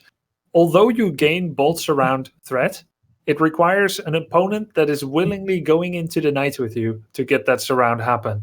They gotta say hi at the right time, whereupon you bolt, you surround, and you force away the DK with the TP. But the best Undeads, they use Acolytes and Skeletons to scout the Mountain King and only ever engage the Mountain King when he's predisposed with creeping. And in that moment, if you take all your militia and footies and stormbolts around the DK, I'm going to say, okay, clap for you. But now your militia have run out. You don't get to have the Mer camp or the creep camp, whatever. and suddenly you need to send back your militia. You then call them again. By this time, you're already way too late to expand, and eventually the undead gets destroyers. Eventually, the destroyers come out, and you aren't far enough economically to pump out workshop units. So although the Mantle King seems like a bigger deterrent and threat to the DK, economically it doesn't fly. Yeah, so it's all about the economy early on, the better creeping.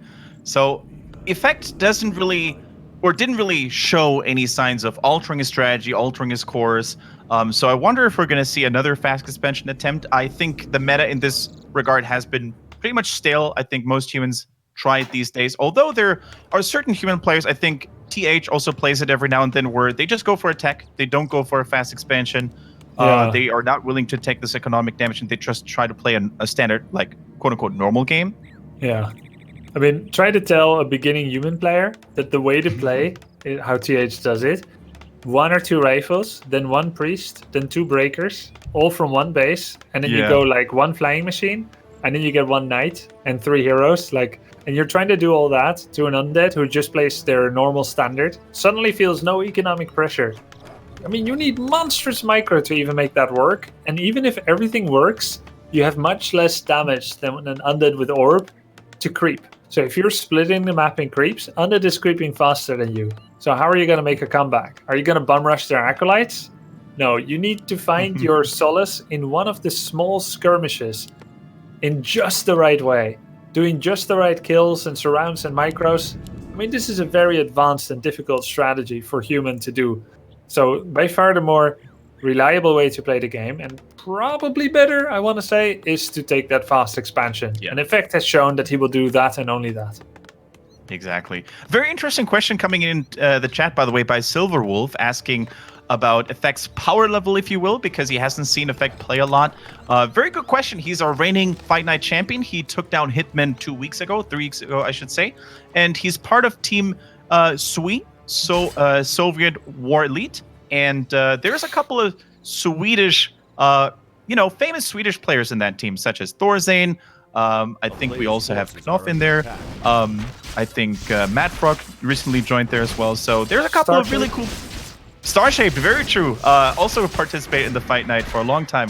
Very good point. So there's a couple of really cool players to follow there, and Effect is definitely one of the rising human stars in the European scene, I would say. Showed some really good performances there, and definitely a player for you to be on the lookout for. Oh, was that a Koi steal? It was. Yep. DK got a little bit of experience there. Is he leaving the circlet as a bait, or does he simply not have eyes for it? DK going in for the second bandit, gets that one as well. This is a fantastic start for EnTe. He's 96 experience against 140, 152 now. There will not be a level 2 for this human unless EnTe gives a skeleton. There's 1 skeleton away from level 2. So if EnTe roughly realizes this, he will not feed a single acolyte or skelly, and try to keep Archmage level 1 as long as possible. You may say, okay, eventually get level 2 anyway, sure, but the longer you delay it, the less long, he does delay it, the less time Archmage ends up spending on Brilliance Aura, which he finally gets now. That means fewer mana points for the Archmage heading into that fast expansion. Yeah. It's delayed for quite long. But yeah, like you said, Effect is one of the better humans in Europe. I want to say that Hawk, Thorzane are probably better. I don't know who is better. It depends on the matchup, maybe Effect or Todd. And then, yeah, what other human players have we got? Death Note. Sometimes I feel like Effect is better than Death Note. Sometimes I feel like Effect is better than Death Note. Sometimes the other way around. Johnny Cage, same thing, a little bit inconsistent. Effect seems very consistent, so if he can improve, he can use that work ethic to really be one of the best humans in Europe. Yeah, and he has a rich history in Warcraft 3. He's been around in the scene for a long time, even played some StarCraft 2 competitively as well, so definitely has the gaming gene, if you will, in his system. Now we see another... Sorry, go ahead. I just wanted to see who's going to get the rock golem, because they were both fighting for it, but Effect did get it. Okay, Great Amount of Pot will go to the Archmage. That would have spelled the Archmage untimely death had the Death Knight got it. Yeah, this was a crazy fight. When there's a greater mana at stake, both heroes get very anxious because that item you definitely don't want to give to the opponent's hand just like that. Anyways, we see level 3 now for Effect. He was finally stabilizing there and gets this expansion slot under his control. Let's see how much mana is left on the DK. 75, that's exactly for one coil. Is very close to level 2. Probably wants to creep that up at a green spot right now with some of the fiends, or goes back to get another worker on the effect side of things. I think both options work. Goes for some skeletons there as well. Tier 2 has arrived and immediately builds the Lich. So this was very timely now. Quick third Ziggurat as well for EnTe. He wants to keep up the Crypt Fiend pressure. He spends his final coil on a Crypt Fiend instead of leveling up first, which actually adds mana to your pool. The more you don't spend, the more extra mana you get when you level up. So using that coil right before he gets a level up is pretty inefficient, but he just wanted to make sure that his Crypt Fiend stays alive, apparently. Now sending up to 4 skeletons to try and get a peasant to finally get Death Knight level 2. Nice deny there, actually, with that fireball, denying the level 2 on the DK right there. The skeletons are desperately trying to get something happen here, but we see the Gold Mine micro. We see the good defense here once again by Effect. Very nicely done. Doesn't give a single worker over. The tower is ready. The skeletons lose aggro.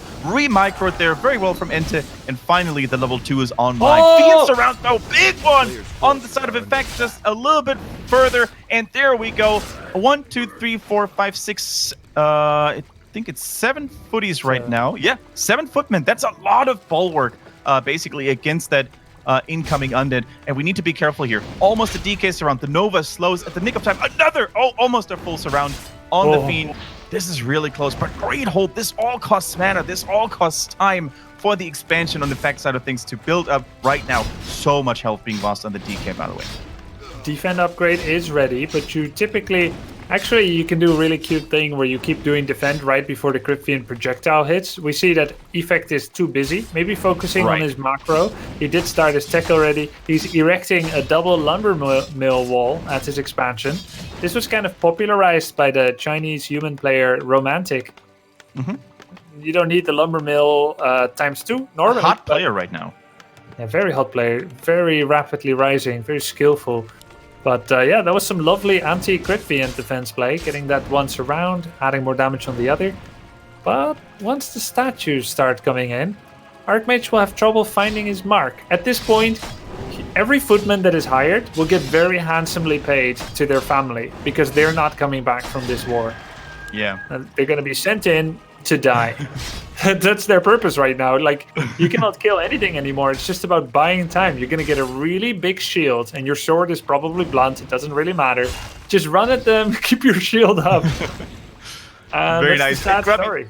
Can you imagine how this game would have turned out if the DK had been able to steal that greater mana potion? Wow. Everything would have gone differently. That would have been so much more pressure, so much more sustain early on for EnTe. It could have been a whole different game, but even now the Archmage still has it in his possession. So it looks a little bit like the Archmage is out of juice right now, but if he pops that, and maybe if he even saves it for the Mountain King later, this is going to be so much additional steam for Effect. It looks a little bit like he's out of options right now and needs to retreat, but he still has these hidden weapons in his arsenal. I don't think he really should have retreated, because now there's a small chance that he loses his towers to the Fiends. Although, is this just the perfect range ever on the towers? Yes, it is. He's going to maybe lose one tower. No, I think it'll finish on time. That's crazy. This is the perfect building layout, if you will, because the range of the Fiends is not long enough to reach the towers, but vice versa, the towers can fire at the heroes and the Fiends. So it is almost impossible for EnTe to break this right now. This is really showing how important SimCity, how important these two lumber mills can be, with enough space in between the towers and the lumber mills. So well done by Effect.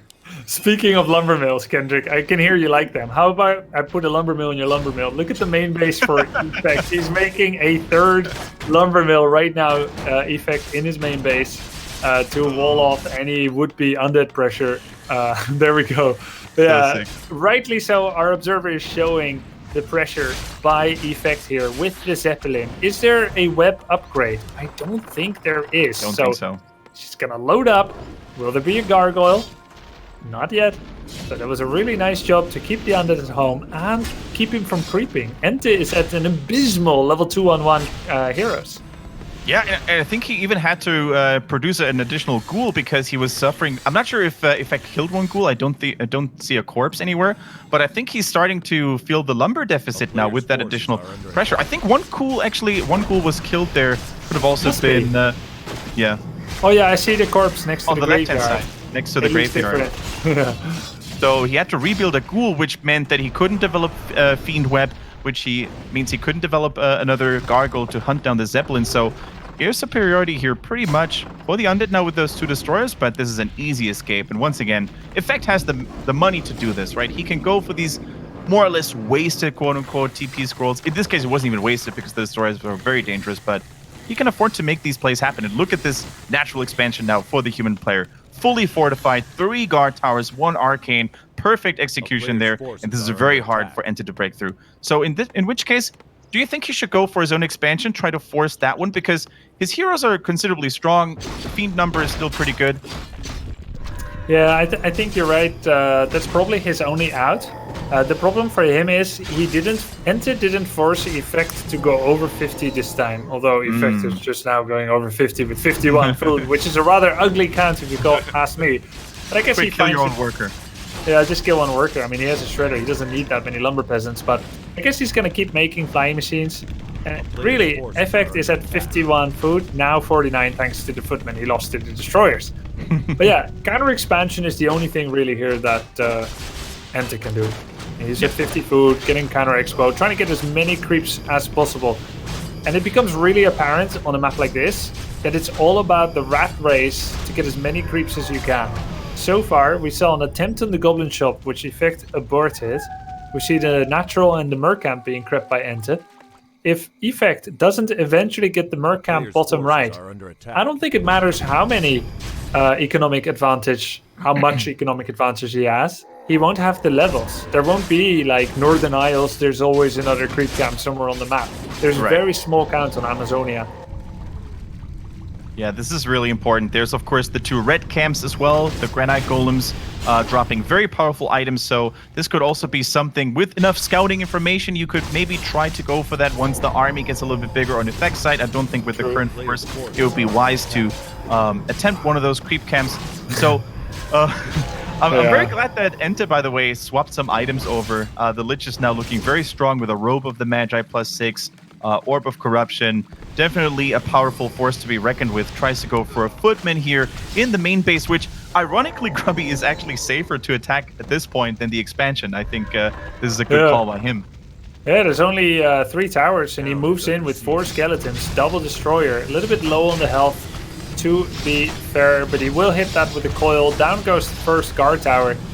Skeleton still wreaking havoc. That's a big Frost Nova coming in there. Black Arrow summoning additional skeletons and dark minions as well. Arcane Tower wailing away on the Death Knight, costing him a good 150 mana or so. And you guys are probably wondering, where Effect is, why is he not defending this? Because he was busy threatening the expansion on the Undead side. And this is why EnTe immediately pulled the trigger, used the TP, and is now desperately trying to chase down that Zeppelin that has 2 heroes and a footman in it. But here are the flying machines, eagerly trying to fight those destroyers. It's a pretty weird state of the game right now where both players are trying to harass each other instead of, going for that big fight. And I think if you're Effect, you really need more time to maybe get the Paladin out, to get more Knights out, if you want to go that route. He's currently building Spellbreakers, which is like the 1 unit he builds before the Knight count goes live. So this is good for Effect. He's buying time. By the same token, though, EnTe also builds his expansion, right? Steam tanks in the expansion. Yeah, that's the plan here. There's 2 tanks wailing away at the expansion of EnTe, with 3 footies as well to hurt acolytes. These tanks will kill that base. This was Aragorn and the Fellowship in front of the gates of Mordor as Frodo in a steam tank snuck by and walked right into Mordor and killed the gold mine. This was a great job here by Effect. He has reset that second base. The tanks will continue to kill the Ziggurat as well, maybe the Necropolis even. And yeah, he had some losses, but this is the Effect powering out 2 base economy units. And now, and this I think is the really important thing, he gets the mercenary camp. And he needs that for some sustainable levels. We have the Paladin at level 1.4, will almost get level 2. Mountain King will get level 3 from this. And by God, look at that item. Ruined Bracers. Reduce damage from nukes. Do you know if EnTe may have any nukes?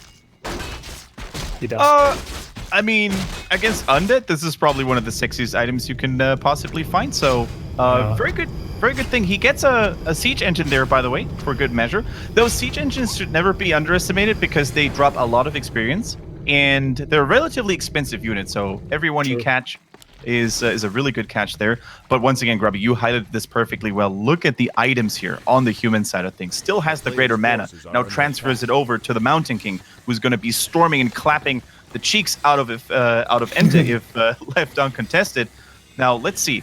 He also has Lightning Shield. Not too bad because there are destroyers, but if you manage to harass them with your flying machines, there's not really a whole lot of dispel. And I only see one destroyer in the mix now anyway, so Lightning Shield can be pretty effective. Oh, that's a big catch, a big interception, killing all those flying machines, basically making me look like a fool because now there's no flying machines left anymore.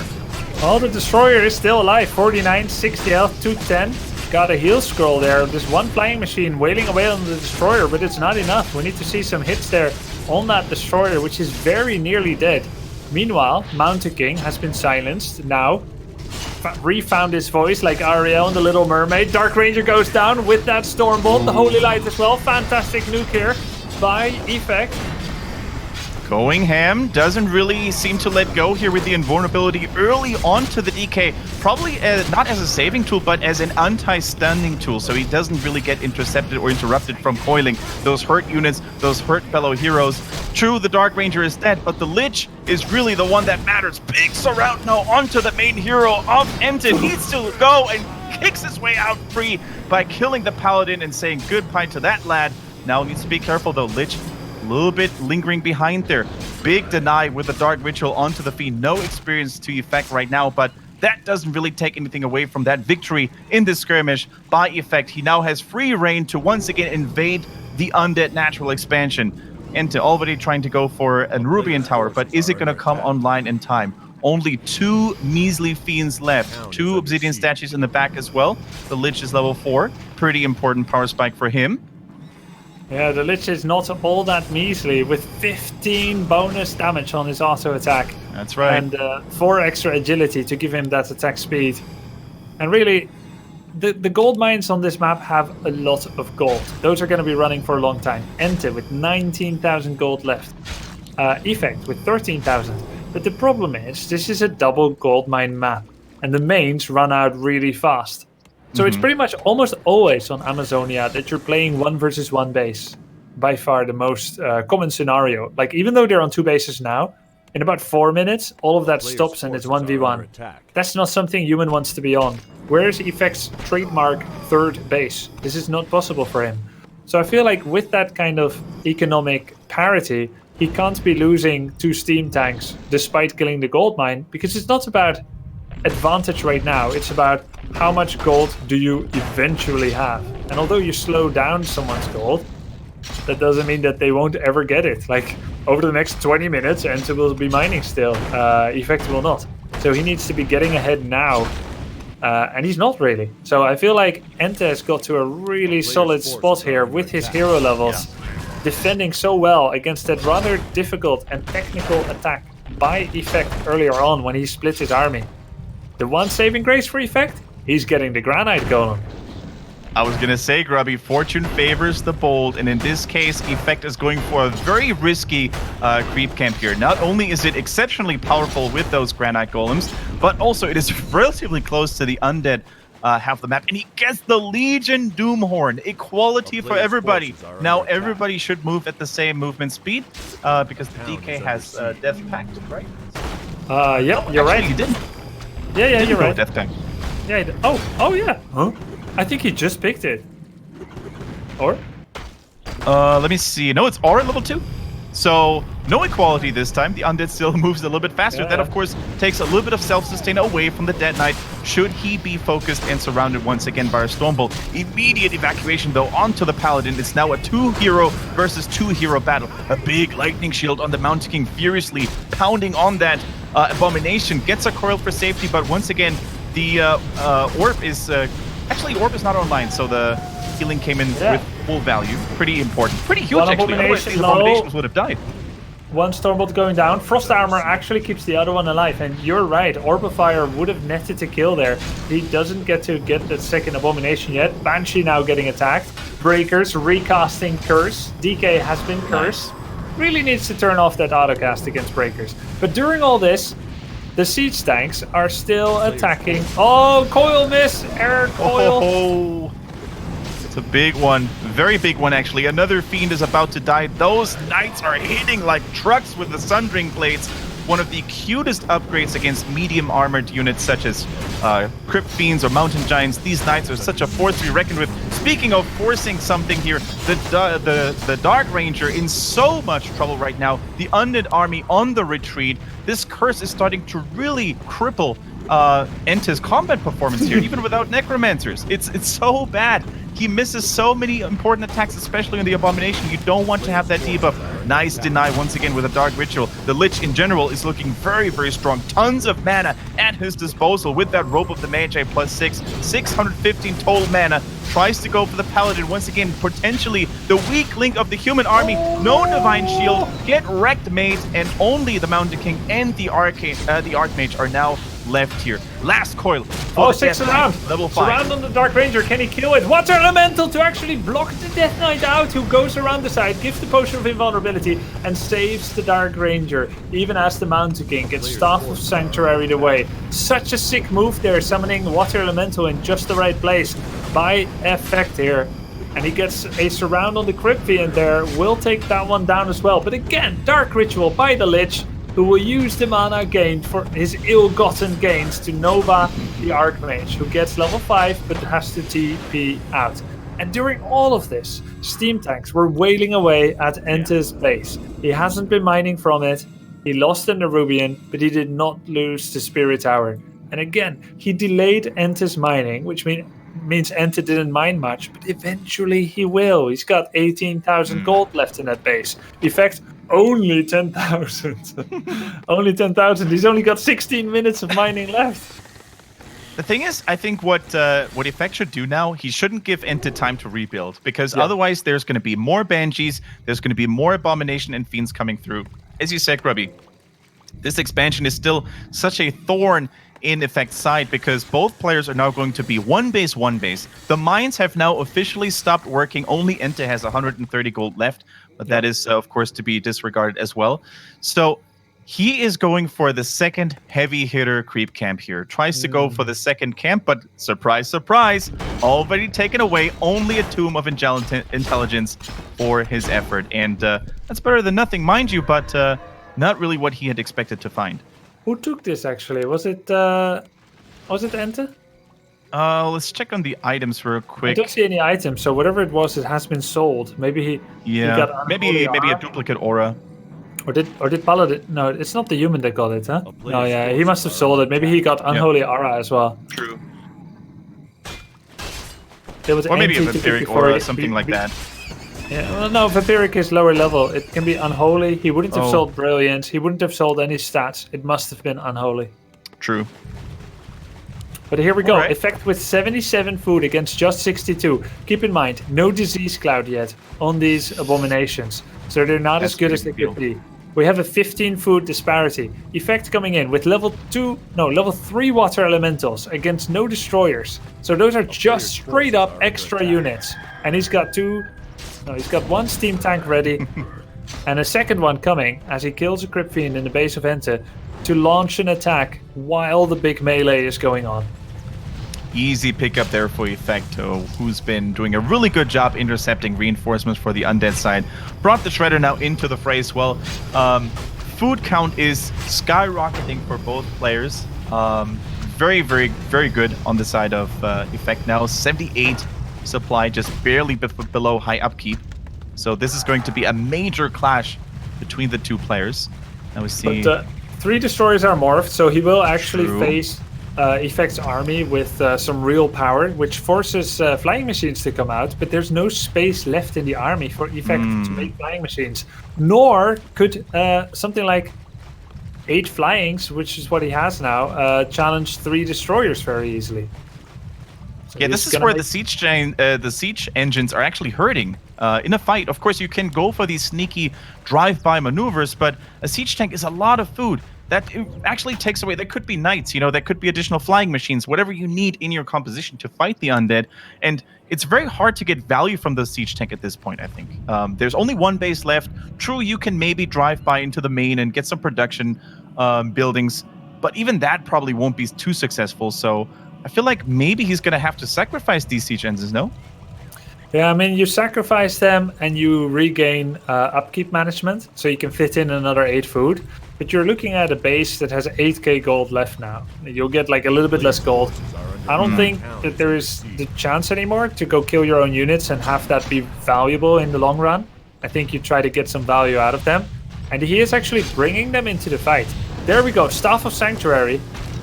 Very surprising to use that early, because the thing is, he's got a single Staff of Sanctuary. So once he uses it, EnTe will know that it's on a pretty long cooldown. Like, what is it? 45 seconds, maybe a minute? I'm not 100% sure. So he can just focus the Mountain King after silencing the Paladin. Though he does have an invulnerability on the Paladin, so Effect is well prepared with items. But it is risky to use Staff and then stay in the fight. Look at what EnTe is doing here. He's defending his expansion at all costs. This is the base that he cannot afford to lose. At any given point, when he sees the army of Effect, he needs to pay very close attention to where the 2 siege engines are, because those steam tanks could always go for a drive-by. This is a mass of gyrocopters up in the air, though. They're trying to go for the destroyers. They get one. They might get the second one. The splash damage from the flak cannons is insane right now. They also cover a little bit of the ground action that's happening right now. One of the abominations is about to go down. The Divine Shield was huge on the Paladin, keeps him safe for now. He cannot afford to lose his 3rd hero as quickly as he did before. Lots of units are falling. Another knight being stabbed out here, but I think Effect is holding on to his right now. Let's take a look at Effect is still at 80 food at this very time. He only lost 5 food. EnTe is down to 50. The steam tanks are wailing away. The heroes are still healthy. Paladin, he has a potion of invulnerability. He'll use it on time. That means that he can Holy Light the Mountain King. And he will. Holy Light, huge. The rune bracers are really, really good against that undead coil combo. Without this item, he would have died, actually. It's the saving grace for this time, though. EnTe smells the blood in the water, though. If he can somehow kill the Mountain King, which he does here, this could be the portal to success to maybe take this fight and take this series. He's lost most of his units, but undead heroes in the late game, ladies and gentlemen, can oftentimes turn the tide of battle single-handedly. Goes for a knight, takes it out there as well. Divine Shield on the Paladin still raging on. This would be the next primary target. Nova Staff is there in time, and a great save by Effect keeps him in the fight, keeps him in the series for now. Now, Effect has vastly more food. He's more than double the food of EnTe right now. But a lot of that is in steam tanks and flying machines. Flying machines preventing future destroyers. And the steam tanks, the siege engines, they did so much. They killed the entire base of EnTe, leaving nothing but ruins and a few sad buildings. And Meatwagon now comes out belatedly to deal with siege engines, like waking up from a bad dream. And in the meantime, Effect, with his control magic skeletons, is doing a little bit of a scout, a little bit of a harass on the acolytes of EnTe's expansion. But it's not going to be enough. That's actually crazy. They left behind Scourged Urge in the main base of EnTe there. While everyone was focusing, and rightfully so, on the main skirmish, the main fight between those two, the true MVPs in Effect's army were those 2 siege engines, destroying most of the production facilities, destroying the Black Citadel, which is so huge. I mean, there's hardly anything left in there. And if you look at the supply, if you look at the food count, 36 on the side of EnTe. He's supply blocked. He can't even reproduce new units. If there was a hero to fall, he couldn't rebuild it. And for Effect, 68 out of 84. True, he lost a hero. True, his Mountain King is no longer there to defend him. But what if, he's going to build it back online. I don't think this altar can be destroyed without units. This is looking really good. Just a game of patience now for Effect. So the funny thing is, Effect actually researched flying machine bombs. He's taking down the statue. The statue isn't moving. That's generally what statues do, right? But obsidian statues normally can move. They will get taken out there by the flying machines. The Dark Ranger got surrounded.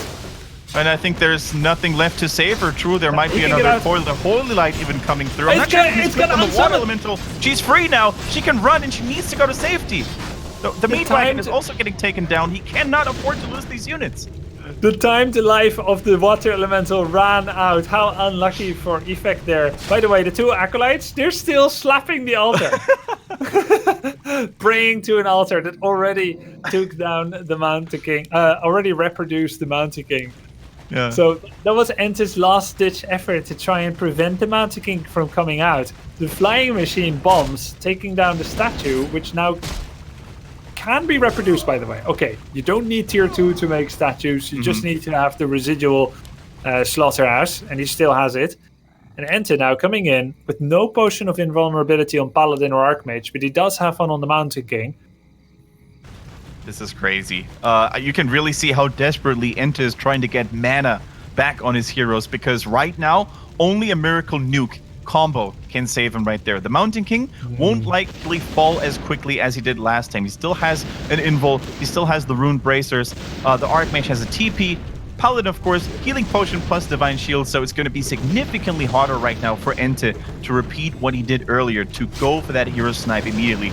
And look at the main base now. It's actually not the main base anymore. The former, the used to gold mining. Oh, the Silence is actually huge on the Paladin. Can't use Divine Shield right now. Relentlessly chasing on the third hero. The Silence still goes, and the coil is enough to take the level 4 Paladin out of his socks there. Blown away. Anti-magic shield here now on the Lich. He's safe from nukes. He tries to go on the Archmage right now. The invul potion was transferred earlier. The siege tank is still hitting on those buildings. Can the heroes really single-handedly keep EnTe in this game? This is insane. This is getting out of control.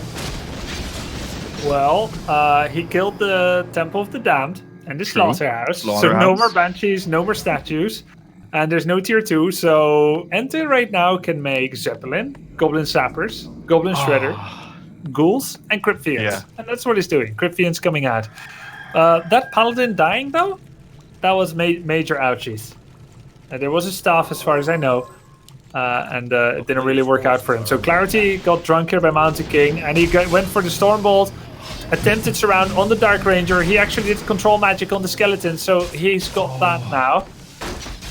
Dark Ranger. Another coil. Now he has one. It arrives a second too late. He was at 74 mana when the Dark Ranger was popped. Now only the old school undead heroes left. A DK almost out of mana though. The Lich even struggling a little bit. I like what EnTe was trying to do here. I think he realized that defense is no longer an option, because eventually those siege tanks, those gyrocopters are going to flood in. Maybe what Grubby suggested also would have been the truth there. You know, some zappers, some additional neutral units there as well to crack the base open. So I like what he attempted there, to maybe find some units, maybe some heroes out in the open. He rebuys the Dark Ranger. Wow. That's a lot of monies. The question is that even worth it? A Dark Ranger at this point, I guess he needs her.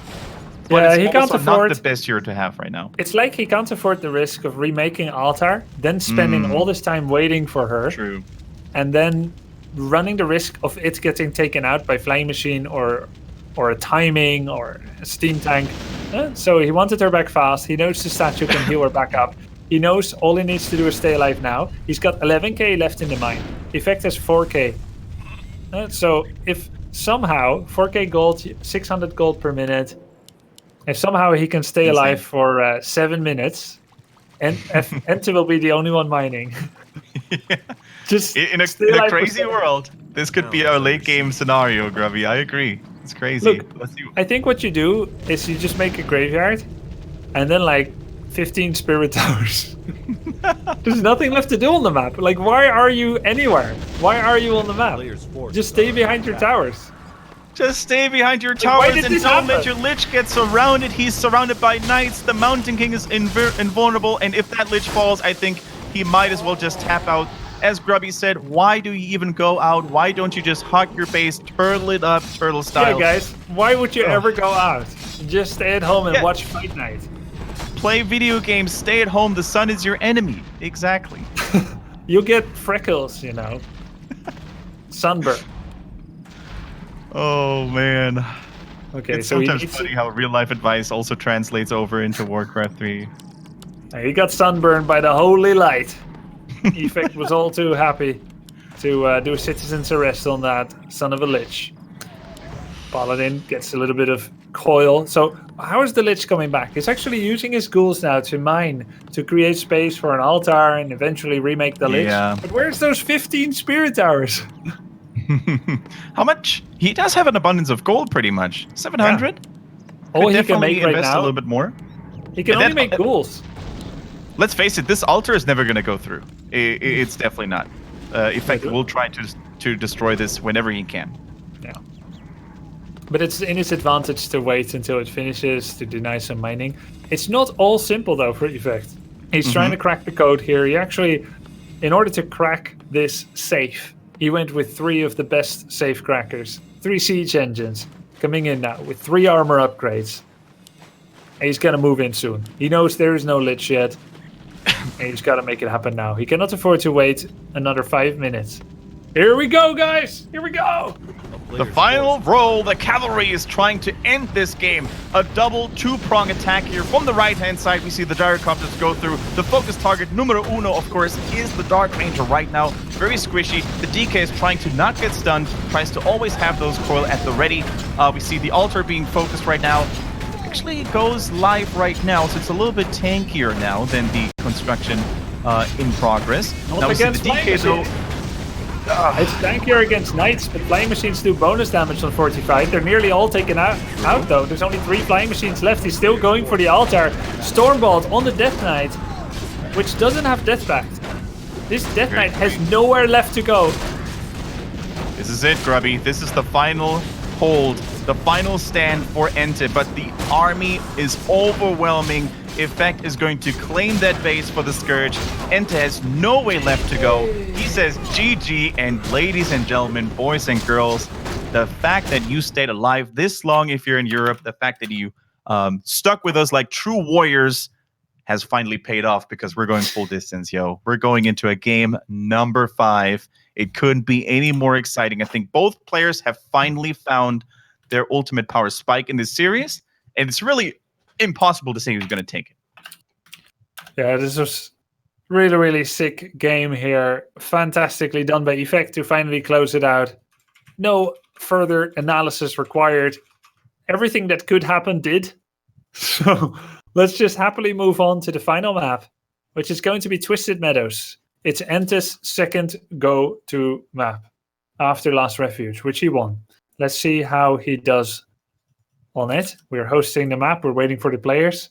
Yeah. And as much as some Europeans may think that they're kind of straight edge still watching now, at this time, EnTe is taking a train to a LAN tournament in 4 hours from now. He accepted the invitation to play the Fight Night. He accepted to be the substitute for Caldor's Endgame Masters tournament that is happening later today in Europe. Tomorrow in for the wonderful America, city of Osnabrück, yeah. In Osnabrück. And he's taking a train in 4 hours from now. So he couldn't have had a worse opponent than Effect, who likes to play for the long game. And now we're going the whole distance. This is getting pretty late, yo, says Effect. Yeah, can definitely agree. And I think at this point, EnTe might just pull off an all-nighter. I don't think he should find any sleep at all. Sleep is for the weak. True undeads never sleep anyways in the first place. So I'm just going to ask production real quick. Do we go on a break or do we just pull it through? Let's just go. We move forward, guys. True championship attitude here. Before we go to the final map, Twisted Meadows, though, once again, a quick shout out to our sponsors, Ridgebake, who are supporting HeroesHearth Fight Night Warcraft 3. That means they're supporting the players, the entire community and scene. So feel free to check them out. They currently have a Kickstarter going for their new badass backpack. It's a gaming backpack to fit all your peripherals in there. I was actually given one of those, and I can only testify this thing is lit, yo, as the cool kids these days would say. The link is in the chat. The link by Alex Dids. One of you can win that really cool backpack. So check out the link and check out that giveaway that you can get. Final map is underway, Kendric. Twisted Meadows, 4 possible starting locations. And in the lottery of getting lucky or unlucky positions, I would say EnTe did draw the short end of the stick. While cross map seems to be the furthest away that you can be, EnTe is now the furthest away from the left side laboratory that Effect is most likely wanting to be creeping. And from the natural, all the way in the top left, that gold mine in the, I would say, 10 o'clock position. The 10 o'clock position is where the effect will... No, 10 o'clock. That's 11 o'clock. No, that's the island. There we go! That's the gold mine that he'll be wanting to take. And that base is far away from EnTe, so it will not be trivial to harass it. It's pretty cool, actually, to see how Twisted Meadows, this relic of the past, you know, I think it's the only... Yeah, it is the only 4-player map left in the competitive pool. It's just so cool, you know, so many things that are different on this map. The number of expansions, the creep spots, the early game shenanigans that you can do. You know, we've seen Hitman do this when he played in the Fight Night with Orc, where he did the golem pull over with a grunt and a burrow, so you could squeeze that rock golem in and creep it very fast. Cannot be done on every location though, so there's always this RNG factor in it. And I know a lot of people don't like the RNG factor too much in games, but I think as a viewer or as a caster, from a casting point of view, it just adds so much more spice and drama to it. So I love Twisted Meadows. Always a pleasure to cast it. Always been a great map to cast, definitely, and to play, except when you lose. Nice, nice pull there with the footman, Beautiful. meaning that none of these creeps outside of the troll priest will be casting any spells. No slow, no ensnare, No boulder. just no boulder. Oh, that was close, but no cigar. Oh, rune bracers on the archmage, pretty nice item, guy. Yeah, I'm pretty sure EnTe would refrain from nuking the Archmage like he did last game. Definitely not going to give him any value this time around. Even the Acolyte there tried to be a little bit of a hassle. Now tries to get the hell out of here, but the days of the Lamborghini Acolyte are probably over right now. Gets denied though. Very good MOBA instincts almost coming in from EnTe. Really cool to see there. And it can't be denied though the fact that the experience was nice for the Archmage, but the items were even better. Rune Bracers, as you said, Grubby. Such a nice item. Probably be sold against any other race except Undead, right? Maybe in a human mirror, you would keep that. Yeah, I think you might sell it there as well. Maybe you put it on the Mountain King. It's possible, I guess, for Stormbolt, Focus Fire. True. But it only works on spell damage, not magic damage. So that... they actually updated the tooltip. You know, for all these years, I thought it, without testing, stupid me, I thought it reduces Druid of the Talon magic damage, so I kept it against Night Elf, but it doesn't, it's only spells. Hello there, human, hiding in the forest, I saw you. Alright, here we go. Effect is gonna go for it. Down comes the Lumber Mill. 7 Militia, which is 2 more than usual and 1 more than he normally does. Defend upgrade, he's going for it. This is very risky. The DK, full mana, full health, and a squadron of 4 skeletons. And the Archmage is only level 1. This is the worst off starting premise that Effect has been at thus far. Let's see how he fares. This is not an easy natural expansion either. Yeah, the sneaky skeleton squad is reporting for duty, and the first trapper goes over to EnTe's Death Coil. Really well done here. The water elemental is now gone, and these ogres are still bashing and smashing on those human units. The skeletons are trying to be a little bit cheeky there as well, trying to find these workers, but nice micro from Effect so far, trying to really divert the attentions of the creeps away from it. And look at the Archmage trying to go for a surround here. The footy dies, otherwise that would have been perfect to keep that Death Knight at bay. And the Bloodlusted Ogre is so mad it drives both players away single-handedly. But of course, Effect is suffering terrible losses right now. A level 2 Death Knight, the aura is online, and the fast expansion for the first time, Grubby, has been shut down and prevented completely. That's Twisted Meadows for you. Country made Thorzane against Undead went for a Archmage null Overseer creeping, and he used footies to get defend, to do surrounds, fantastic surrounds. He accepted, he will not expand on this map. Effect tried, because it's his style. He didn't remove this map. He removed another map, what was it? I think Concealed Hill is what he banned. Yeah. So as bad as Twisted Meadows has traditionally been for human against Undead, note that he still decided to play it eventually if it got to 2-2 instead of Concealed Hill. That's a decision he made. I don't know if he's regretting it now, or maybe Concealed Hill is also bad for him, but this is awful. The expansion for him finally taken down, and as he tries to launch a counter assault, he meets a tier 2 that's finished. What can he do here? There's the Halls of the Dead. You can't do anything.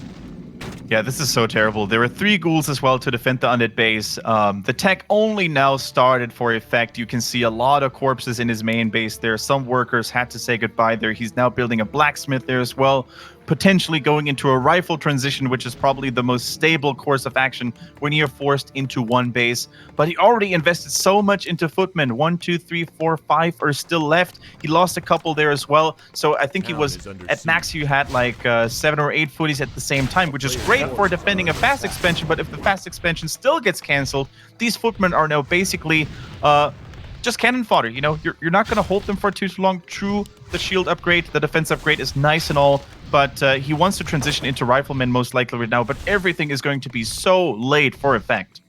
Yeah, they're good for creeping, but he's not creeping fast enough. Because in comes EnTe, and he's just going to go straight for the peasants. Note how he ignores the Arcane Tower. Just wants to get as many peasants as he can. Yeah. Can he squeeze out another Nova? No. Good target fire by the tower. But there's so little threat that I think EnTe kind of likes it here. I think he's going to stay here. He's going to have cozy. a picnic. Yeah. A lot of corpses. Undead players naturally feel attracted to those. So they like the smell, I hear. Yes, true. So he's going to stay here for a while, you know, and listens to the tales of the Death Coil and the Nova. The Archmage is low. Coil. Body blocked by the Skeletons. Are you kidding me? EnTe is now showing off, going in for the highlight reel, gets another coil, and an early GG is called. Effect doesn't want to play this anymore. He's going to bed, just like EnTe, or EnTe is probably pulling off an all-nighter anyways. But that was some great display here, actually, by our German Undead player. The Challenger takes away the crown of the reigning champion. The Undead Scourge now, for the first time in our Fight Night history, is the successful and reigning champion race. So EnTe will be here again in 2 weeks from now, defending his title. And Effect, it was good to have you. You gave us one hell of a show there, dismantling Hitman 3 weeks ago. But this time, the Undead Scourge was too much of a tough pill to swallow. Very well played here by EnTe. A deserved 3-2 victory. I predicted it would go 3-2 between either of these players, and the match definitely lived up to its potential. Yeah. Fantastic play by both. EnTe is your new Fight Night champion in this King of the Hill format. And his next challenger, Kendric, is going to be... Sorry for all the orcs out there. Sorry for the Horde fanboys, but we're going to have to bring in another Night Elf. We felt like, you know, after Star-Shaped, after Hunter, it was time to bring one of the Russian grenades in here. We're going to have Neutron for the first time showing off his skills in 2 weeks from now, after he's back from the Osnabrück tournament that he's currently participating, the endgame tournament. He's going to be back in 2 weeks. And for the first time, we're going to welcome in here. So this is going to be one hell of a matchup here. EnTe, Undead versus Neutron, Night Elf. I can't wait. Yeah, just for clarity, Neutron's name is spelled Natepo. It's because of Russian Cyrillic characters. Some of you will know him as Neutron, which is correct pronunciation. Others as Natepo. But all of you will know him as the very skilled Night Elf player from Russia, who was a pro way back when, and has come back to grace us with both his stream and his pro play. So we're going to be having an Undead versus Night Elf best of 5, same time in 2 weeks from now. Well, have a great time with that and all the other Warcraft 3 content that there is to consume, like the Endgame Masters tournament later on in this weekend and any of the streams that are running as well. Kendric, fantastic job today. Great work. We went the distance. Thanks for casting it with me and having me on again. I want to give you the final word tonight to the lovely people at home. Thank you very much, Grubby. It's always a pleasure, to cast those games, to present them to the viewers out there. I think today, it's safe to say that this was the coolest Fight Night we've ever had. The games were action-packed, back and forth from start to finish. Both players fought valiantly, and there's really no one to blame, no one to really criticize, because when the games are this close, when they last that long, many decisions really can swing the game in anyone's favor. So kudos to Effect. Even slightly bigger kudos to EnTe for taking the crown and the championship title. We're going to be back in 2 weeks, guys. Feel free to follow this channel. HeroesHearth is there for you to provide all the best content. We're also on YouTube, where you can find the VOD. So if you tuned in a little bit too late and you missed game 1, game 2, maybe, you can definitely catch those guys up on YouTube there as well. With me and Grubby signing off, we're going to see you again in 2 weeks with Neutron versus EnTe, Night Elf versus Undead. Don't miss out, and we're looking forward to seeing you again soon. Bye-bye.